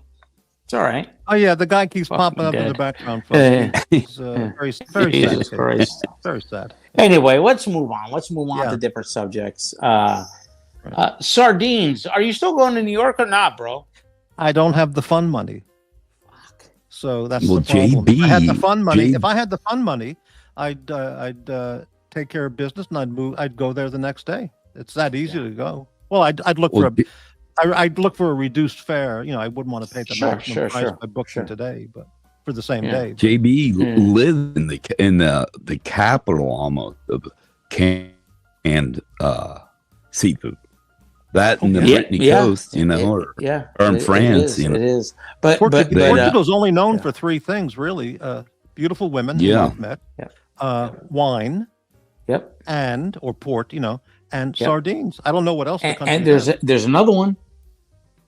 Biggest wave in the world. The biggest wave. Well, fuck, Jesus Yeah. Christ, that's that one Yeah. too. Nazareth. But there's another one. All right. So by the Okay. way, Nazareth is 15 minutes from me. I watched a lot of What- those videos about that place. It's just Have you unbelievable. gone It's- to? Oh, so many times. It's amazing, Yeah. dude. Oh It's amazing, man, dude. I Let would me tell you love something. to- On that cliff, the famous cliff that you see Yeah, where people are filming, when it's so bad the weather that draws up those big huge waves, the wind is ripping so fucking hard that the sand is cutting through your goddamn skin. You got to Holy wear a shit. goddamn ski Oh. mask. Okay, yeah. With that's the way it Yeah. is. You see what Wow. I'm saying? Like, it makes sense, right? Like, the wind is so strong. You're on the cliff about 200, 300 meters up. You can film that and see that those waves are so tall. You can't even imagine what that's like. It's surreal. It's so violent. I can't even imagine these guys on the surfboards. They Yeah, have to be yeah. thinking, this may be my last wave. I don't understand how they can't think that way. Yeah, This it's is so incredible. violent. The waves are 100 feet. It's unbelievable. It's yeah. Well, it they is train- unbelievable. It is violent. There's a documentary called The 100-Foot Wave that follows one of the surfers that Garrett McNamara. That Yep. surfs that wave. Yeah. Yeah. His family It- has a place there, and he travels with the surf. Yeah, Dude, it's it crazy. is so crazy, and there is hundreds and hundreds and hundreds of people watching. And if you're on the top of the cliff, they even have those, those industrial sized binoculars mounted Mhm. on those posts that you put coins into for you to look at. Yeah, Dude, at the top of the cliff where all that happens, where you can watch everything, I'm telling you, the wind is so bad that literally the sand rips through your skin if you're not careful. That's how bad it gets on those days where those waves are so high. You It's put a unbelievable. long lens on a good camera, and you can, and then on Dude, a you got post, you know what we do? We put scarves on our faces and big sunglasses, scarves on our faces, and the knitted caps, and you just look and watch, because outside of that, you're gonna get ripped. Your skin is ripped I have from the sand.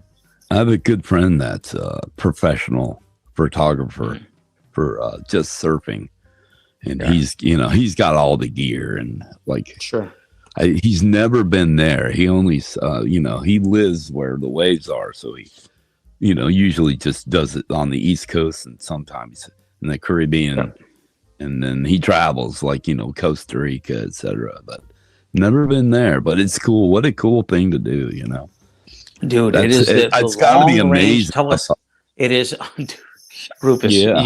It is something to say. I don't even attempt. Like, one time, I attempted to do kind of a gonzo, and I think it was on the Dungeon. This was like 3 years ago, because TW wanted it so bad, and he was talking to me about it, and I went there. But we went to next to Nazaré, which is Peniche, which is next to that. And it's got a lot of caves and volcanic rocks and cliffs and stuff like that because the weather wasn't even right enough for surfing. And dude, there's so many people with telescopic fucking lenses. You can't compete. You can't even get there. I mean, it's not even. Yeah. You know, you got to be a professional to really get there because they're being pulled out by jet skis. Yeah, I mean, there's guys. They're not paddling out. Let's not get this shit twisted. They're not paddling out. On these waves, dude. They're getting jet skied out, and they're riding. That's the only way you're riding these fucking waves. That's how big. Yeah, there's two types of surf photography. There's one in the water. Right. I imagine you wouldn't want to be in the water at Nazaré when it's going off that big, but or you get the long lens, and those are the two, obviously the two types. But imagine being in the water with some swim fins on, dude. I'm that telling would be you, insane. Rufus. When I see these guys, it's one time a year I go. Okay. Well, when the water breaks and it gets that's right, foamy, the jet skis can't kick in because the jets. They cannot. That's why they go out so far before the break. Yeah. They go out so far for the break and let those guys go. Because they're like, hey, mofo, I cannot go anywhere close that break. They go out so far. Only when you're there can you see and you understand what's going on. And I go more than one time a year. Yeah, those guys know the wave, and they're surfers themselves. Dude. Of course. You're talking about international people, dude. They're coming from all over the world. It's a certain time of the year. They know, and the time frame has to be right. The waves, the moon, the rip tides, everything. Or when it's fall. It's happening now, bro. It's going to happen soon enough. And it's always the same time every year. And those hurricanes. That's when hurricanes blow north. Yeah, they push all that water. That's when every time everybody comes out. Tudor is a big so watches, right? Tudor is a big proponent of surfing in Portugal. Sponsor. Huge. Yep. Tudor fucking posters everywhere, flags everywhere. I mean, it's stands, everything for Tudor. That's cool. On TV, Tudor.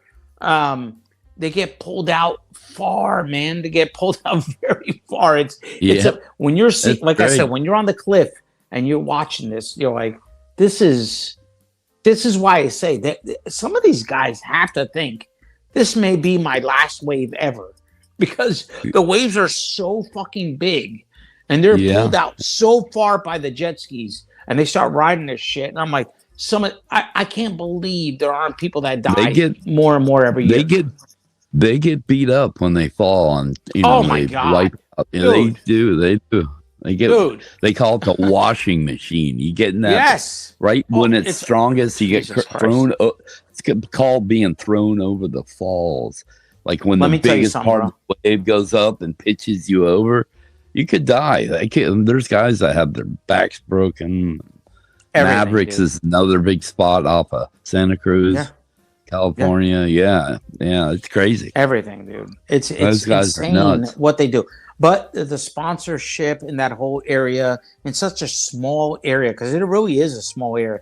Square footage wise, it's a small area.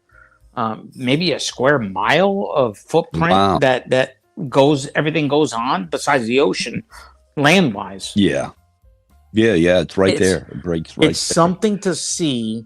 It is really something to see. One day I'll gonzo this, but it's tough because there's so many.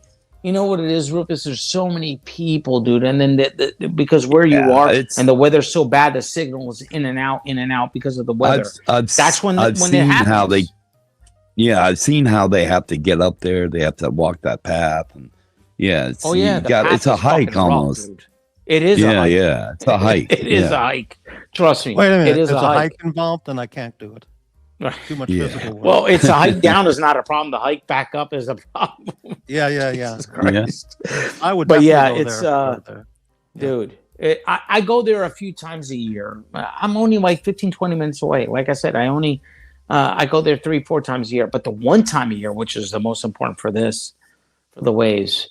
It is like, it's like the world ascends on fucking a small city. Not even a small city. It's a fucking cliffside, basically. An ocean front of cliffs. I mean, a square mile, not even, dude. Yeah, brings photographers from all over the world. Brings surfers, dude. brings the sponsors, everywhere, dude. Helicopters flying, drones flying, prop planes flying. I mean, it's big bit. It's a different world for a few weeks out of the year. It's a different world, dude. It's insane. Only those who really see it can experience it and say, "What the freak?" Like, part of me is actually like, so my wife and my son sometimes are like, "Are we going this year?" And I'm like, "Do we really want to? Like, what the fuck? What are we gonna see? We can barely see anything." And then the weather's so bad during that time. That's when the waves are so good, right? What are we gonna do? And they're like, the day you want to catch it is the day after the storm, when it's calm, and clean. When the swells are coming. Those are but those don't happen. Those are like unicorn days. They're hard to catch. They are, and that's why people have to live there. And then rainbows come over, and then it goes back. It's just dude. It is a freak of nature. That it really is hard to explain. I mean, I mean, anybody can YouTube this shit, right? Anybody can YouTube this shit, but it's live. It's very hard to explain what you experience for real. Yeah. I grew up in the board sports community. I had, like, my best friend was a pro skater. I know all the guys that built the skateboard decks. I know the guys that shaped surfboards, and in California. In Florida, believe it or not. Florida and California. Yeah, most of them moved out there. But I mean, Kelly Slater's from Cocoa Beach. That's not, that's not a big wave right there. But you get good, and you get on the circuit, and that's how you get big. But I know those, like, my ex-girlfriend, like, grew up, went to high school with him, Jesus. So it's a small community. How old is Kelly Slater now? He's got to be in his late 40s, early 50s now. He's in his early 50s. He just retired. So he just retired? Are you serious? Yeah. Yep. Jesus Christ. He's Wow. Wow. Yeah, he was just surfing into his early 50s. Yeah. My goodness. And he's still sponsored. He still has, his money from all his sponsors. Breitling is a sponsor. Sure. Yeah, I'm sure, dude. He's a big name, dude. Breitling watches. Big name. Yeah. So, wow. A lot comes with it, when you get that status. Wow. Yeah, he's a shredder, man. I remember when he was a young guy. I'm a couple years older than him, few years older. I remember he was skimboarding at Cocoa Beach one day. I was there. Really? And he was red, and all the guys. It's funny because like a lot of the guys will stand up like on the boardwalk and like just watch, and they hoot and howl when they do something good. It's like, ooh, like the whole beach will light up if someone does something. So cool. I was born in Jersey, right? So Jersey has a big shore as well. Jersey. Okay, so let me ask you a question. Does Florida talk about jetties? Now, jetties are usually, that's where it breaks better because it's like a point. Okay, but Florida recognizes jetties. Yeah, jetties are a big thing, like Sebastian Inlet. I never heard anybody talk about jetties. When I say anything outside of the East Coast that I say jetties, people look at me like I'm retarded. And I'm like, what do you mean? You don't know what a jetty is? And they're like, no, I don't know what a jetty is. Well, they built those to hold on to sand. And then a lot of them, or a lot of them are like boat passes. Right. Like I used to surf at this boat pass, like we used to fish off the jetties. That's where I know the jetties from. We used to listen. I used to do 3 and 4 hook lines on the jetty for porgies. Yeah. Porgy fish, and we used to pull them up 3 or 4 at a time. back in the day. I'm talking about early 90s. Yeah, I was telling Morty about the big fish when you down travel, here in Florida. Yeah, when you travel outside of the East Coast, most of the time when I traveled with work, people, I would say, "Oh yes, a fish off the jetties," and they're like, "What the fuck is a jetty?" Right. And I'm like, "What? What are you talking about? You don't know what a jetty is?" If you live on the coast, you live on the coastline. There's certain things that you know about that other people don't. I grew up on a sailboat too, so I know how to sail. And so I spent time on. There's nothing better. Well, I don't know if it's nothing better or nothing worse to go on a boat. Okay, so we had a boat. My family had a boat. We had a 26-footer. No, engine. We had a 26-footer, and we used to jump off Elizabeth, New Jersey, and we used to go under the Goethals Bridge to fish all the way up to fucking the Liberty statue, etc. Goethals Bridge, Verrazano Bridge, all that shit. And is it the best place to? No, of course, but it's what we had. But when you think about it now, it's like, dude, these are famous places that we used to just go around and fish, and it was like no issues, no. I mean, fuck, man, it's crazy nowadays. And when you think about it, it's like, just south of you, Cape Hatteras. There's a big community there. There's Virginia Beach, Virginia, big. Wherever there's a coast, there's waves, and there's little kids that are Well, surfing. here's the thing for Morty. So this whole Montauk talk. Montauk talk. Oh yeah. I told Morty that I did security for Paul Simon. Okay. Not for me personally. I assisted at that time my brother-in-law that was the main security for Paul Simon. So I was, when there was big events, he needed help, I would join. Okay. He had a house in Montauk. He had a house in Connecticut. He had a house in Manhattan. The house in Manhattan was the normal stay until 9/11. A little bit after 9/11, then he stayed most of the time in Connecticut. And then Montauk, the problem with Montauk, we used to go once or twice a year where he would give the family, because he was my brother-in-law, was the main security guard. Or the security, not security guard, but security. He would give him the house like 2 times a year where you could bring anybody you wanted to Montauk. Beautiful home. Yeah, Billy Joel has a place out there too, right? Yeah, beautiful. But here's the problem. His son committed suicide off the cliff in Montauk. Yeah. Right. So probably. News early 2000s was the house was falling off the cliff. It wasn't the house. It was kind of like a what the fuck you call that shit? Like a God damn it, not a clubhouse, but kind of like a chalet type thing that he had. It was one of a guest house, so to speak. Yeah. That was on the verge of falling off the cliff. But the house was literally a typical Montauk beach house, beach wood, a lot of wood. I mean, it's just a beautiful home. Yeah. In-ground pool. Cape Cod houses. Exactly. Yeah. Just beautiful, man. And twice a year we would go there. He would allow my brother-in-law to bring the family to the house, and we would go for a weekend 2 times a year. And but a very bizarre guy, dude. Like most famous people are. Very secluded, very short guy. I think he was like 5'2". Yeah. Seriously. But very reserved, very how can I say? Very he didn't have to say much. He said what he needed to say to the people that he needed to say to. I know this is confusing. To welcome everybody, but he didn't want to talk to anybody directly. Does that make sense? He would welcome everybody and give everybody a great night if you were spending the night with him on watching a fight or something like that, boxing wise.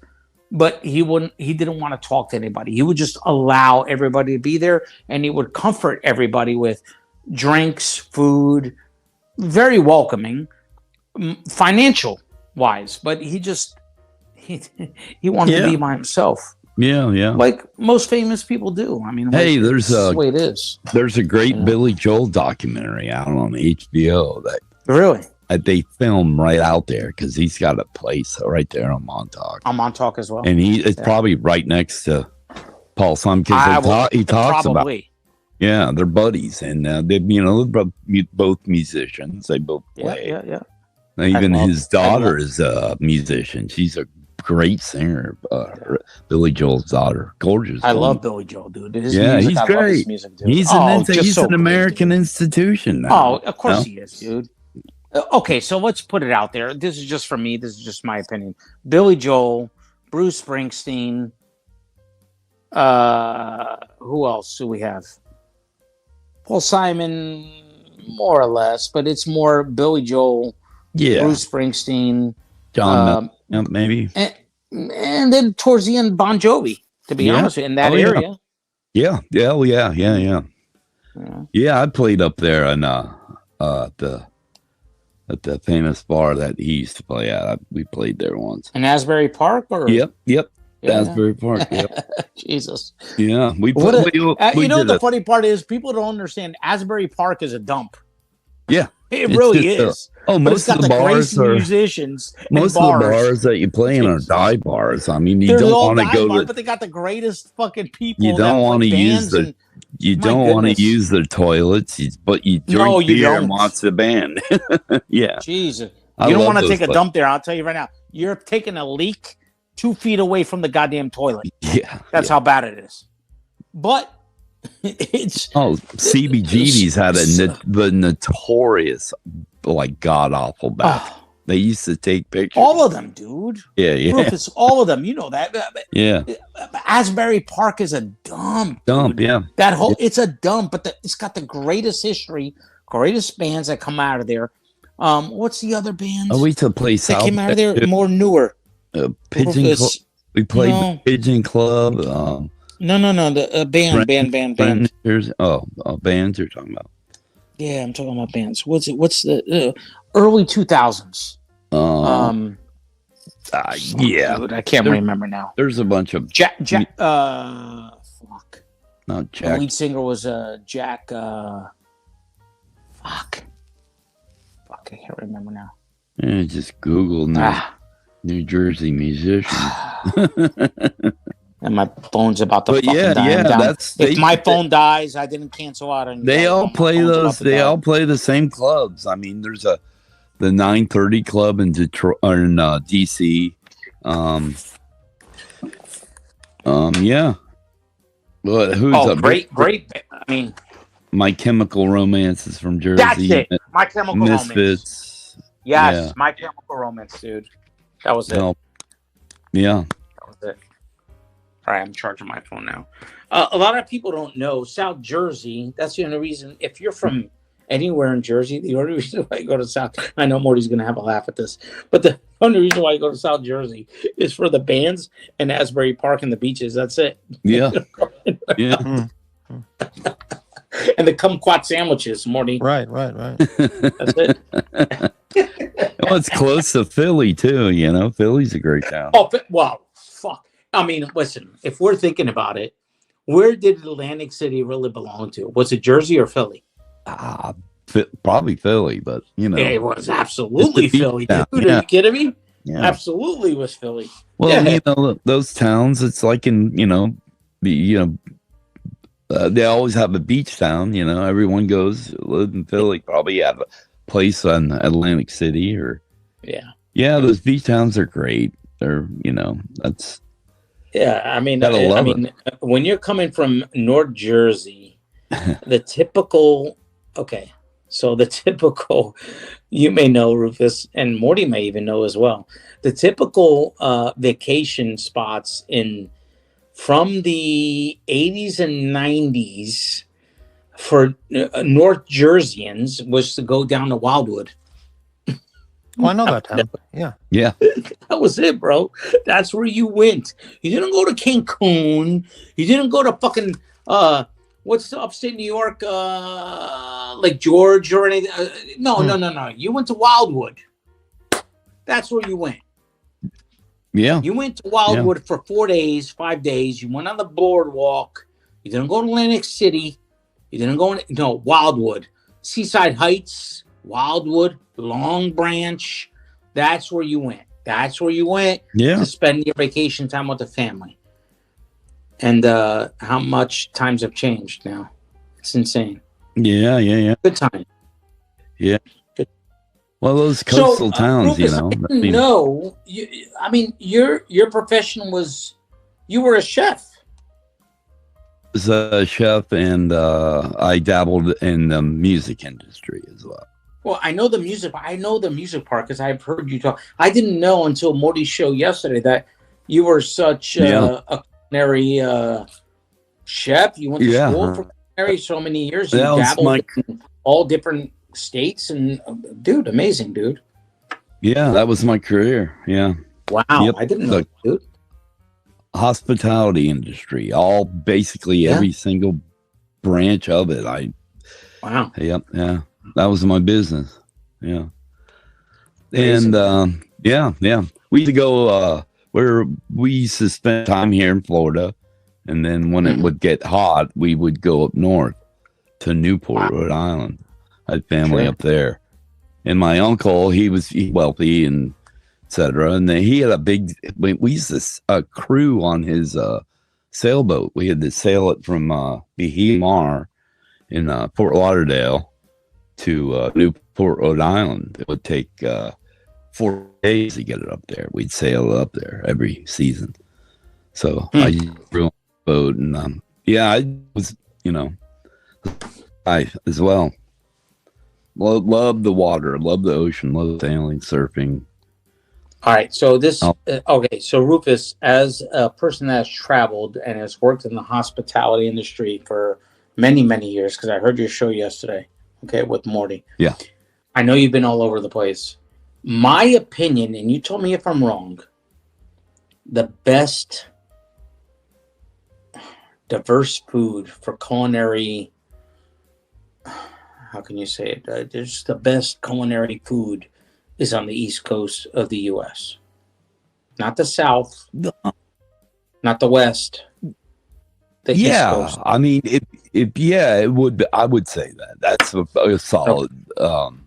Because I've been all over the U.S. too, dude, and most of the time outside of the U.S., outside of the East Coast, it's very bland, a lot of chains, a lot of that type of stuff. America's first original cuisine was a food of the Low Country, which is Charleston and Southern cuisine. So Gullah food, that's America's first original cuisine. And then it traveled to New Orleans and it was influenced by the French. So let's pause for a second, right? Because you get down deep into New Orleans and South Carolina and deep South Georgia, you're talking about a lot of Haitian and French cuisine as well that can get exotic as well, right? So there's a little bit difference there, right? Yeah. Gullah food was the first American first regional cuisine, and it was influenced by Haitian, because we had slaves, and those slaves cooked for us. And so Rufus, have you been on Flushing Avenue in Queens? Yeah, of course. Okay, Morty, have you been on Flushing Avenue in Queens? Yeah, but not that I can remember. It was long ago. No, I understand that, but I know both of you guys have. It's a trick question. I know you guys have, both of you, because I've heard both of you guys talk about it. When you go down, for those who don't know, you go down Flushing Avenue in Queens, it's like meeting the world in cuisine. You go down one side on the right or one side on the left.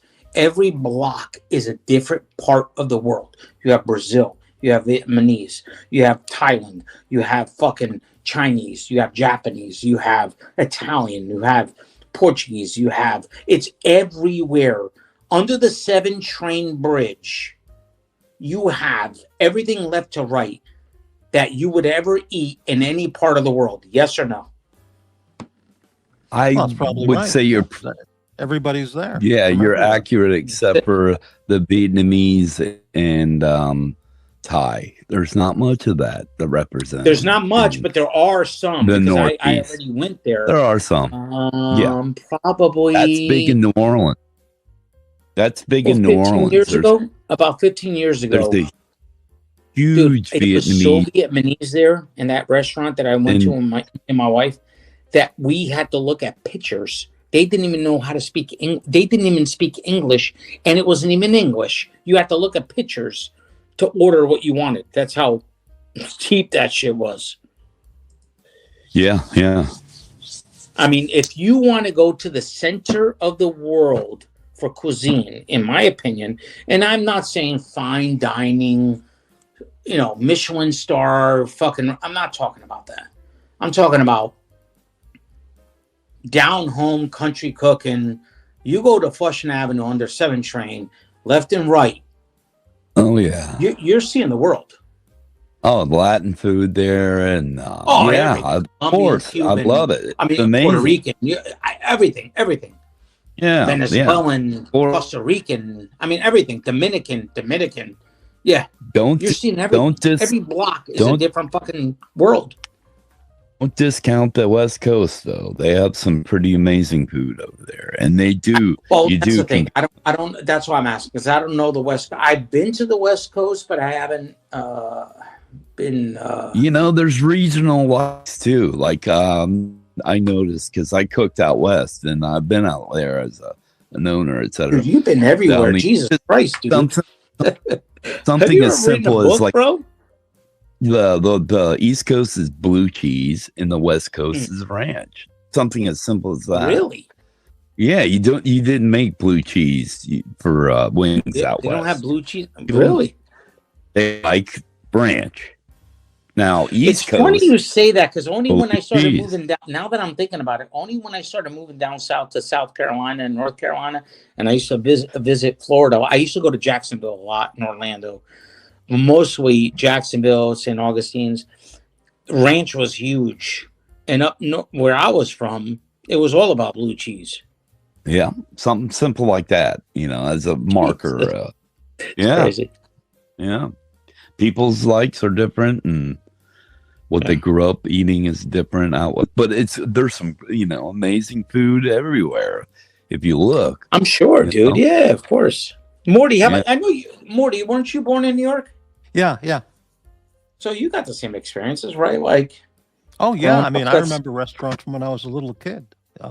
Diners all over. I remember an egg Jersey salad diners are sandwich crazy. I had in Kew Gardens, Queens. Yeah. It was unbelievable, and that was and there weren't chains. Everything was. No, they were all individual. There was no chains. Yeah. Now, Morty, are you adventurous either, or are you pretty? Not really. No, not really.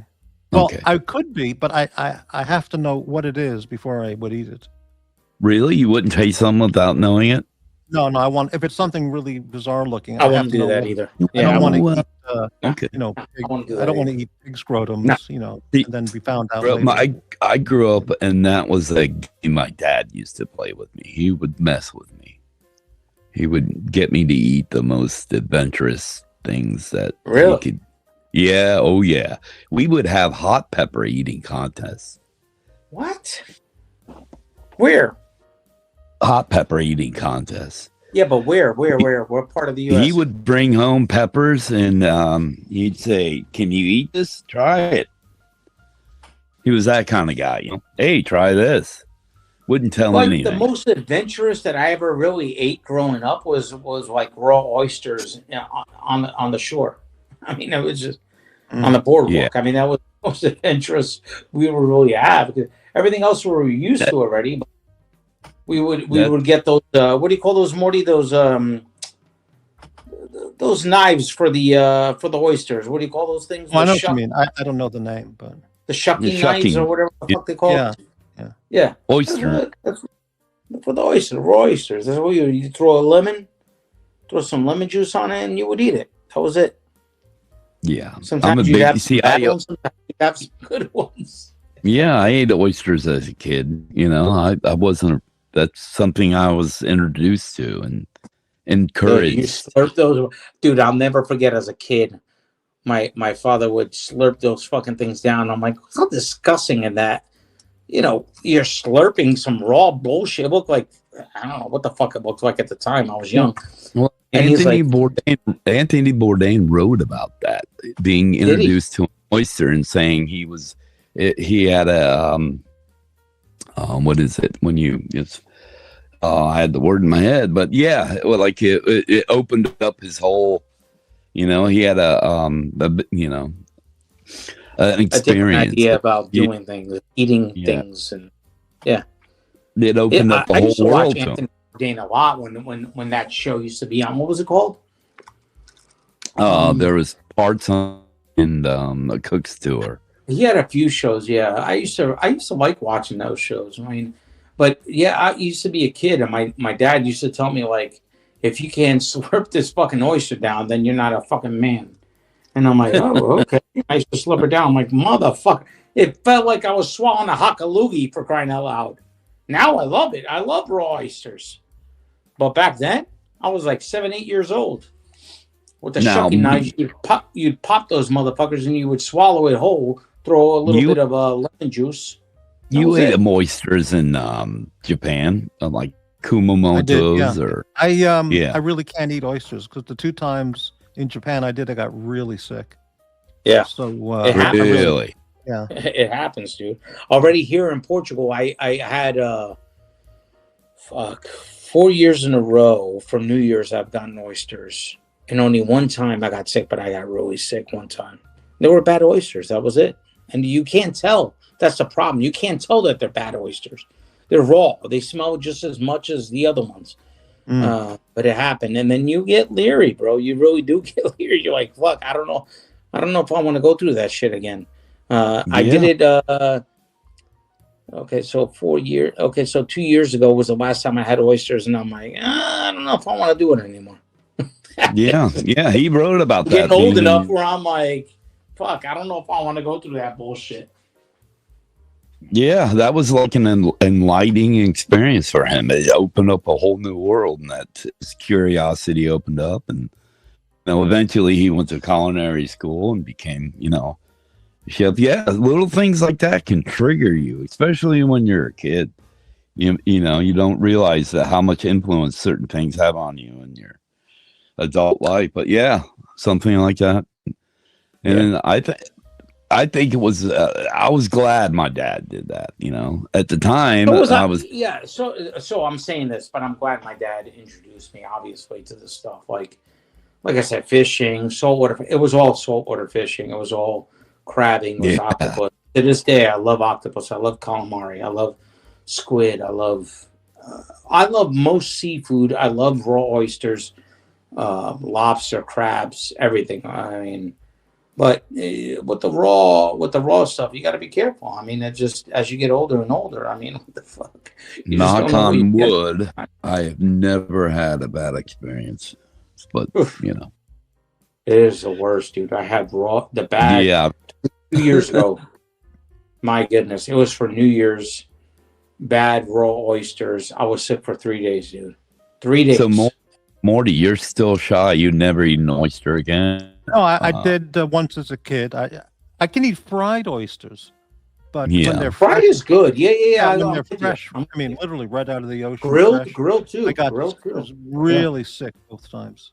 Both times? Last time. I mean, literally both times you ate them. Wait a minute. You got sick because they fried? No, they made you sick, and they're the fresh raw oysters. I get sick. I can't eat them. Okay. And I unbelievably sick. It was unbelievable. Now, so remember, allergic, or were they bad? No, these were the ultimate Japanese. So you were semi-allergic. Okay, that would scare you off. Yeah. Yeah. So I just wouldn't do it again. Yeah. But you eat uni. No, I never had uni because that's just like I don't. What is that? It's a sea urchin gonad. Yeah, they cut it. You slice it in half, and then you just scoop I out. wouldn't do that.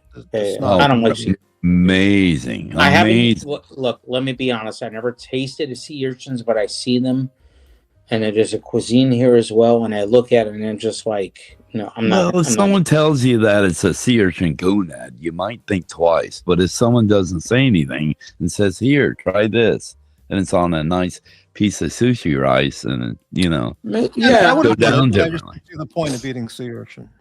Yeah. I mean, look, I eat, the head of the lobster, the head of prawns. I suck up the head of prawns. I do I all that shit. love the green tamale and the lobster. Oh, it's my the favorite. best. It's the best, Yeah. bro. It's the best. Well, that's a lobster's Things kidney. that I'm just like, I don't know. And when it comes to meat, right? Like, so I eat blood sausage, all kinds of innards and gizzards, and I do all that stuff. So I have a pretty strong stomach for a lot of stuff. Yeah. But there's some things that I'm just like, I'm not. The nasty bit is Anthony. Okay, so here's one. Most of my family, including my wife, loves eels. I can't stand eels. It feels like I'm going to eat a snake. I can't do it. I love it. I love eel. I eat lampreys. Do you eat lampreys? I eat eel that they serve at the Japanese restaurant. It's amazing. I don't know if I've had them, but I believe I have. Yeah. I think I have. Okay. I love it all. Yeah. When you cut that motherfucker, it's purple, dude. Yeah, I'm sure. Oh, I can't do it. I can't do it. What else? Yeah, once I realized lampreys, I can't really do it, bro. About it, you ever see the head of the goddamn lamprey? Once I realized, it looks like a predator. It's gonna suck your fucking brains out, bro. Yeah. What were you saying, Morty? Yeah. Once I got over the mental block that eels are just a fish, they're not a snake. Yeah. I ate them in Japan, and it's one of the greatest things you can have. It's phenomenal. How about lampreys? You ever had lampreys, Morty? That's it. No. Look! If you've never seen a lamprey, the mouth of a lamprey. Look at. I had a lamprey show a few weeks ago. Yeah. Did you really? Well, I talked about lampreys and showed a picture. I don't remember what the topic was. It was something. Oh my god! It was some screwy topic. Yeah, they're weird. It looks like the goddamn predator is gonna suck your brain. Oh yeah. Yeah. I can't. Like I said, I have a stomach for a lot of shit, but there's certain things where I'm just like, okay, this is where the American side of me comes out. I can't do it. Well, eating it at a Japanese restaurant where it's already broken down and cooked and presented to you in a beautiful way, it's a little easier perhaps to get. But in Europe, and okay, so I can speak for I say Europe, but Portugal, it's a very rough and tumble way of cooking, right? There's no fine. I mean, there is rustica. There is gourmet, obviously, but most people don't eat gourmet. They eat the rough and tumble way of doing things. And when you see these motherfuckers, you're just like, Jesus Christ, dude. It's tough. Fuck. It is. Rufus is tough. I'm telling you, dude. It's tough, man. Yeah. It is tough. Even today, like, okay, so, blood sausage with rice. Okay. Rice put into blood sausage, natural casing, is a big deal in Portugal. Okay. Yeah. I love it. But as I get older, my stomach can't handle it. Today, my wife made it's very rich. It's heavy. Very heavy, metallic. Okay. And Ferneda is kind of like how can I explain it? It's a natural casing as well, a sausage as well, with some meat, but most of it has also inserted a lot of flour. Okay, dude, my stomach's been killing me all day. Just a little bit I ate of that blood sausage. Yeah, like goose liver. That I love. I love it.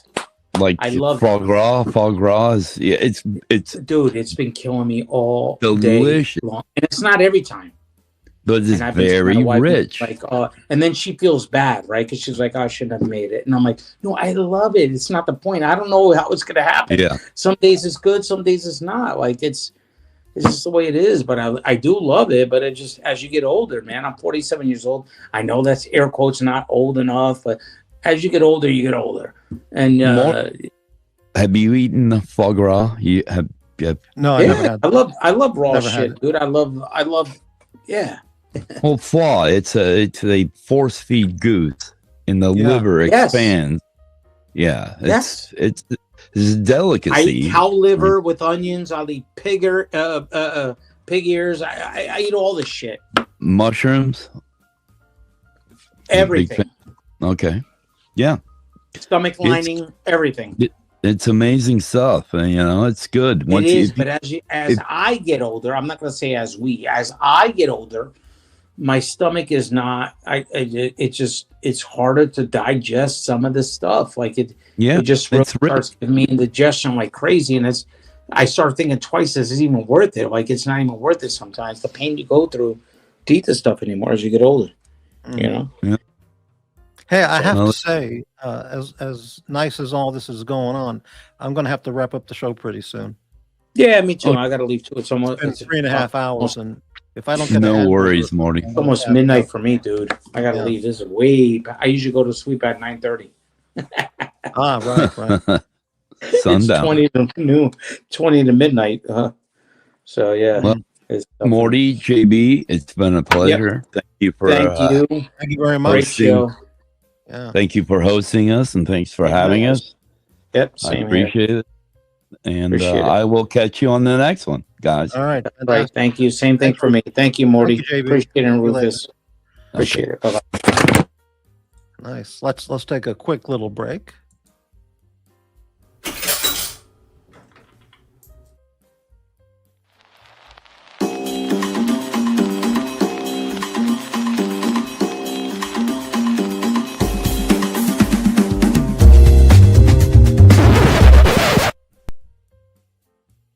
The time has come.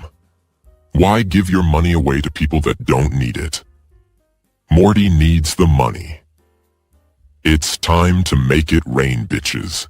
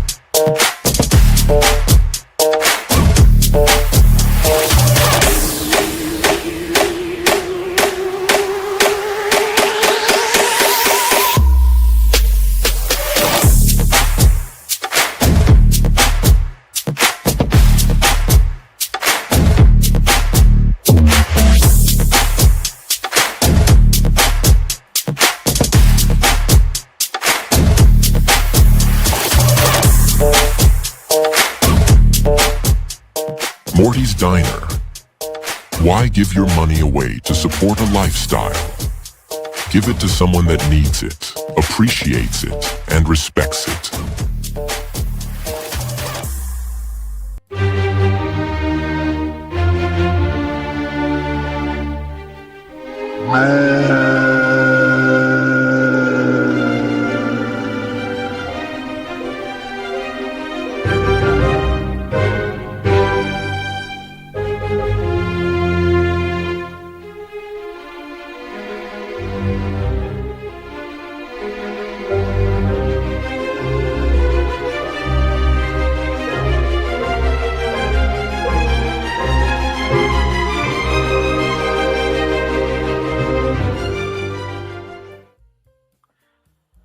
Just love those videos. Well, it's time to wrap up the show. 3 hours and 40 minutes. I'm exhausted. We did a 6-hour show last night, and I gotta get something to eat.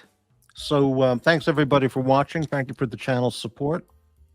And thanks to the panelists, JB and Rufus. All right. And I'll be back soon enough with another riveting, phenomenal show. Thanks for, and actually special content next show. Thanks very much. See you all later.